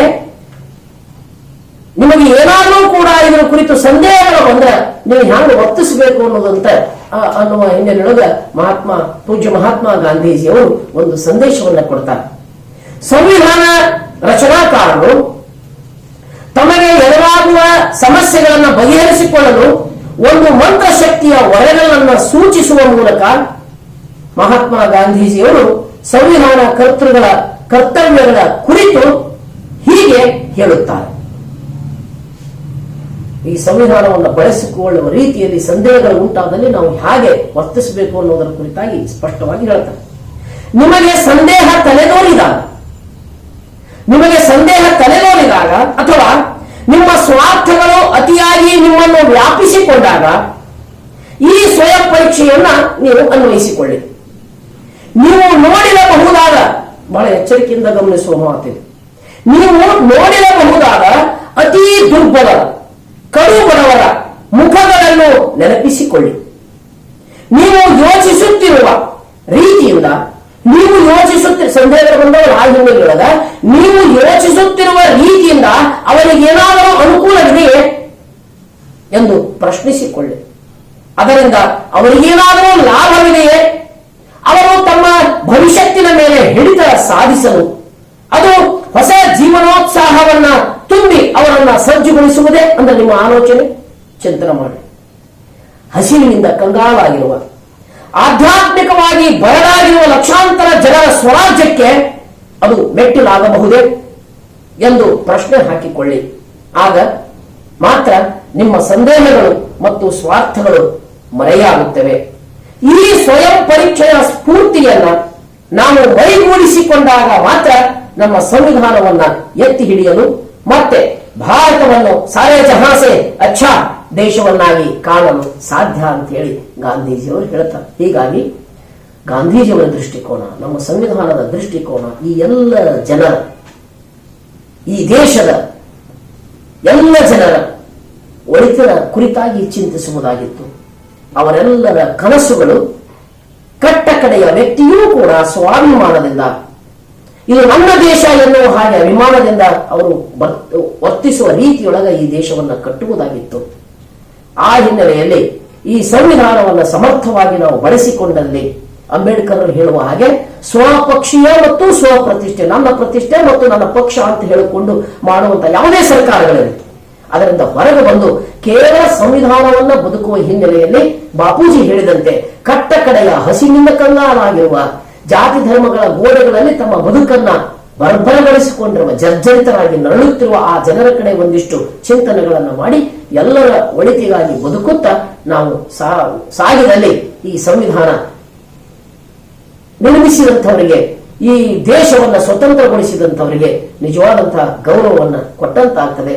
ಆ ಹಿನ್ನೆಲೆಯಲ್ಲಿ ಮತ್ತೆ ಮತ್ತೆ ನಮ್ಮ ಚಿಂತನೆಗಳನ್ನ ನೀವು ಗಮನಿಸಬೇಕು. ಲಿಂಗಾಯತದ ಎಲ್ಲ ಚಿಂತನೆಗಳೂ ಕೂಡ ಸಂವಿಧಾನ ಹೇಳಿರುವಂತಹ ಆಶಯಕ್ಕೆ ಅನುಗುಣವಾಗಿಯೇ ಇವೆ. ನಮ್ಮೆಲ್ಲರ ಭೇದಗಳನ್ನ ಕಳೆದುಕೊಂಡು ಎಲ್ಲರನ್ನ ಒಂದು ಅಂತ ತಿಳಿದುಕೊಂಡು ಎಲ್ಲರಲ್ಲಿ ಒಂದಾಗಿ ಹೋಗುವುದರಲ್ಲಿಯೇ ಕೂಡ ನಮ್ಮೆಲ್ಲರ ಸುಖ ಸಂತೋಷ ಅಡಗಿದೆ ಅನ್ನುವ ಹಿನ್ನೆಲೆಯಲ್ಲಿ ಆ ಸಂವಿಧಾನವನ್ನು ಉಳಿಸಿಕೊಳ್ಳುತ್ತಾ ಬಸವ ಧರ್ಮವನ್ನ ಸಮರ್ಥವಾಗಿ ಬದುಕುತ್ತಾ ಈ ದೇಶದ ನಿಜ ಪ್ರಜೆಗಳಾಗಿ ಕೇವಲ ಮನುಷ್ಯರಾಗಿ ನಾವೆಲ್ಲ ಬದುಕೋಣ ಅನ್ನುವಂತ ಸದಾಶಯದ 4 ಮಾತುಗಳನ್ನು ನಿಮ್ಮ ಪಾದಕ್ಕೆ ಅರ್ಪಿಸ್ತೇನೆ. ಶರಣು ಶರಣಾರ್ಥಿ.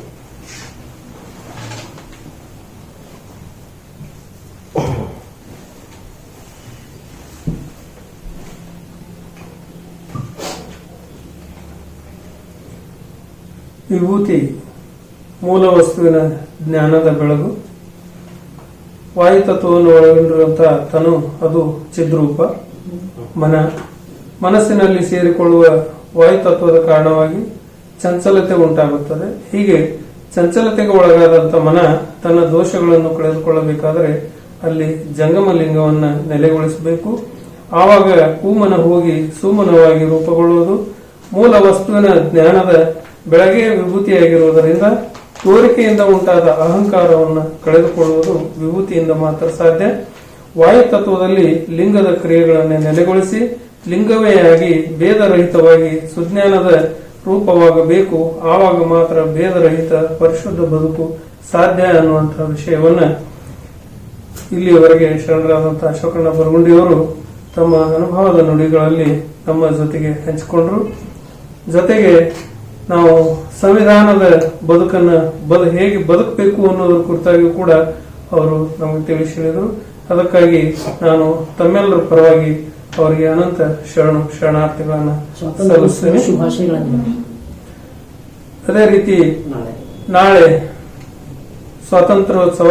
ಸ್ವಾತಂತ್ರ್ಯೋತ್ಸವದ ಅಮೃತ ಮಹೋತ್ಸವ ಇದೆ.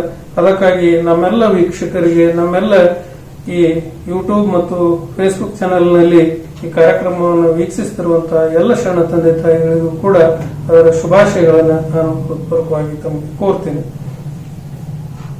ಇಲ್ಲಿವರೆಗೆ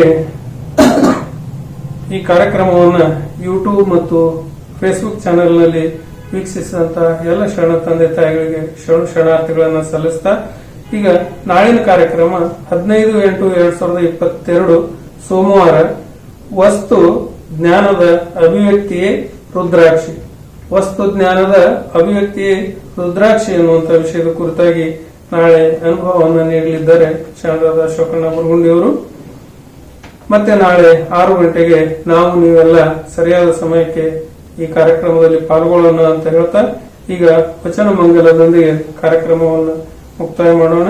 ಶರಣರಾದಂತ MB ಲಿಂಗಾಳಣ್ಣವರು ವಚನ ಮಂಗಲವನ್ನು ಮಾಡಬೇಕು ಅಂತ ಅವರಲ್ಲಿ ಕೇಳ್ಕೊಳ್ತೇವೆ.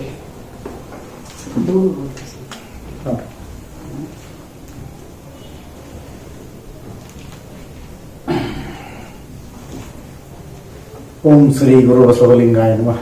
ಸರ್ವರಿಗೂ ಶರಣಾರ್ಥಿಗಳು. ಬಸವಣ್ಣನೇ ತಂದೆ ಬಸವಣ್ಣನೇ ತಾಯಿ, ಬಸವಣ್ಣನೇ ತಂದೆ ಬಸವಣ್ಣನೇ ತಾಯಿ, ಬಸವಣ್ಣನೇ ಪರಮ ಬಂಧು ಎನಗೆ, ಬಸವಣ್ಣನೇ ತಂದೆ ಬಸವಣ್ಣನೇ ತಾಯಿ, ವಸುಧೀಶ ಕಪಿಲ ಸಿದ್ಧ ಮಲ್ಲಿಕಾರ್ಜುನ ನಿಮ್ಮ ಹೆಸರಿಟ್ಟ ಗುರು ಬಸವಣ್ಣನಯ್ಯ, ಬಸವಣ್ಣನೇ ತಂದೆ ಬಸವಣ್ಣನೇ ತಾಯಿ, ಬಸವಣ್ಣನೇ ತಾಯಿ, ಬಸವಣ್ಣನೇ ತಾಯಿ. ಸರ್ವರಿಗೂ ಶರಣಾರ್ಥಿಗಳು.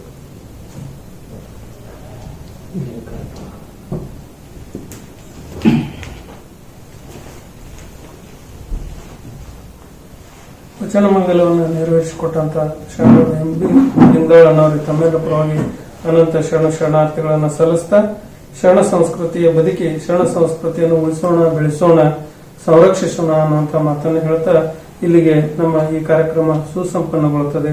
ಎಲ್ಲ ಶರಣರಿಗೆ ಮತ್ತೊಮ್ಮೆ ಶರಣಾರ್ಥಿ.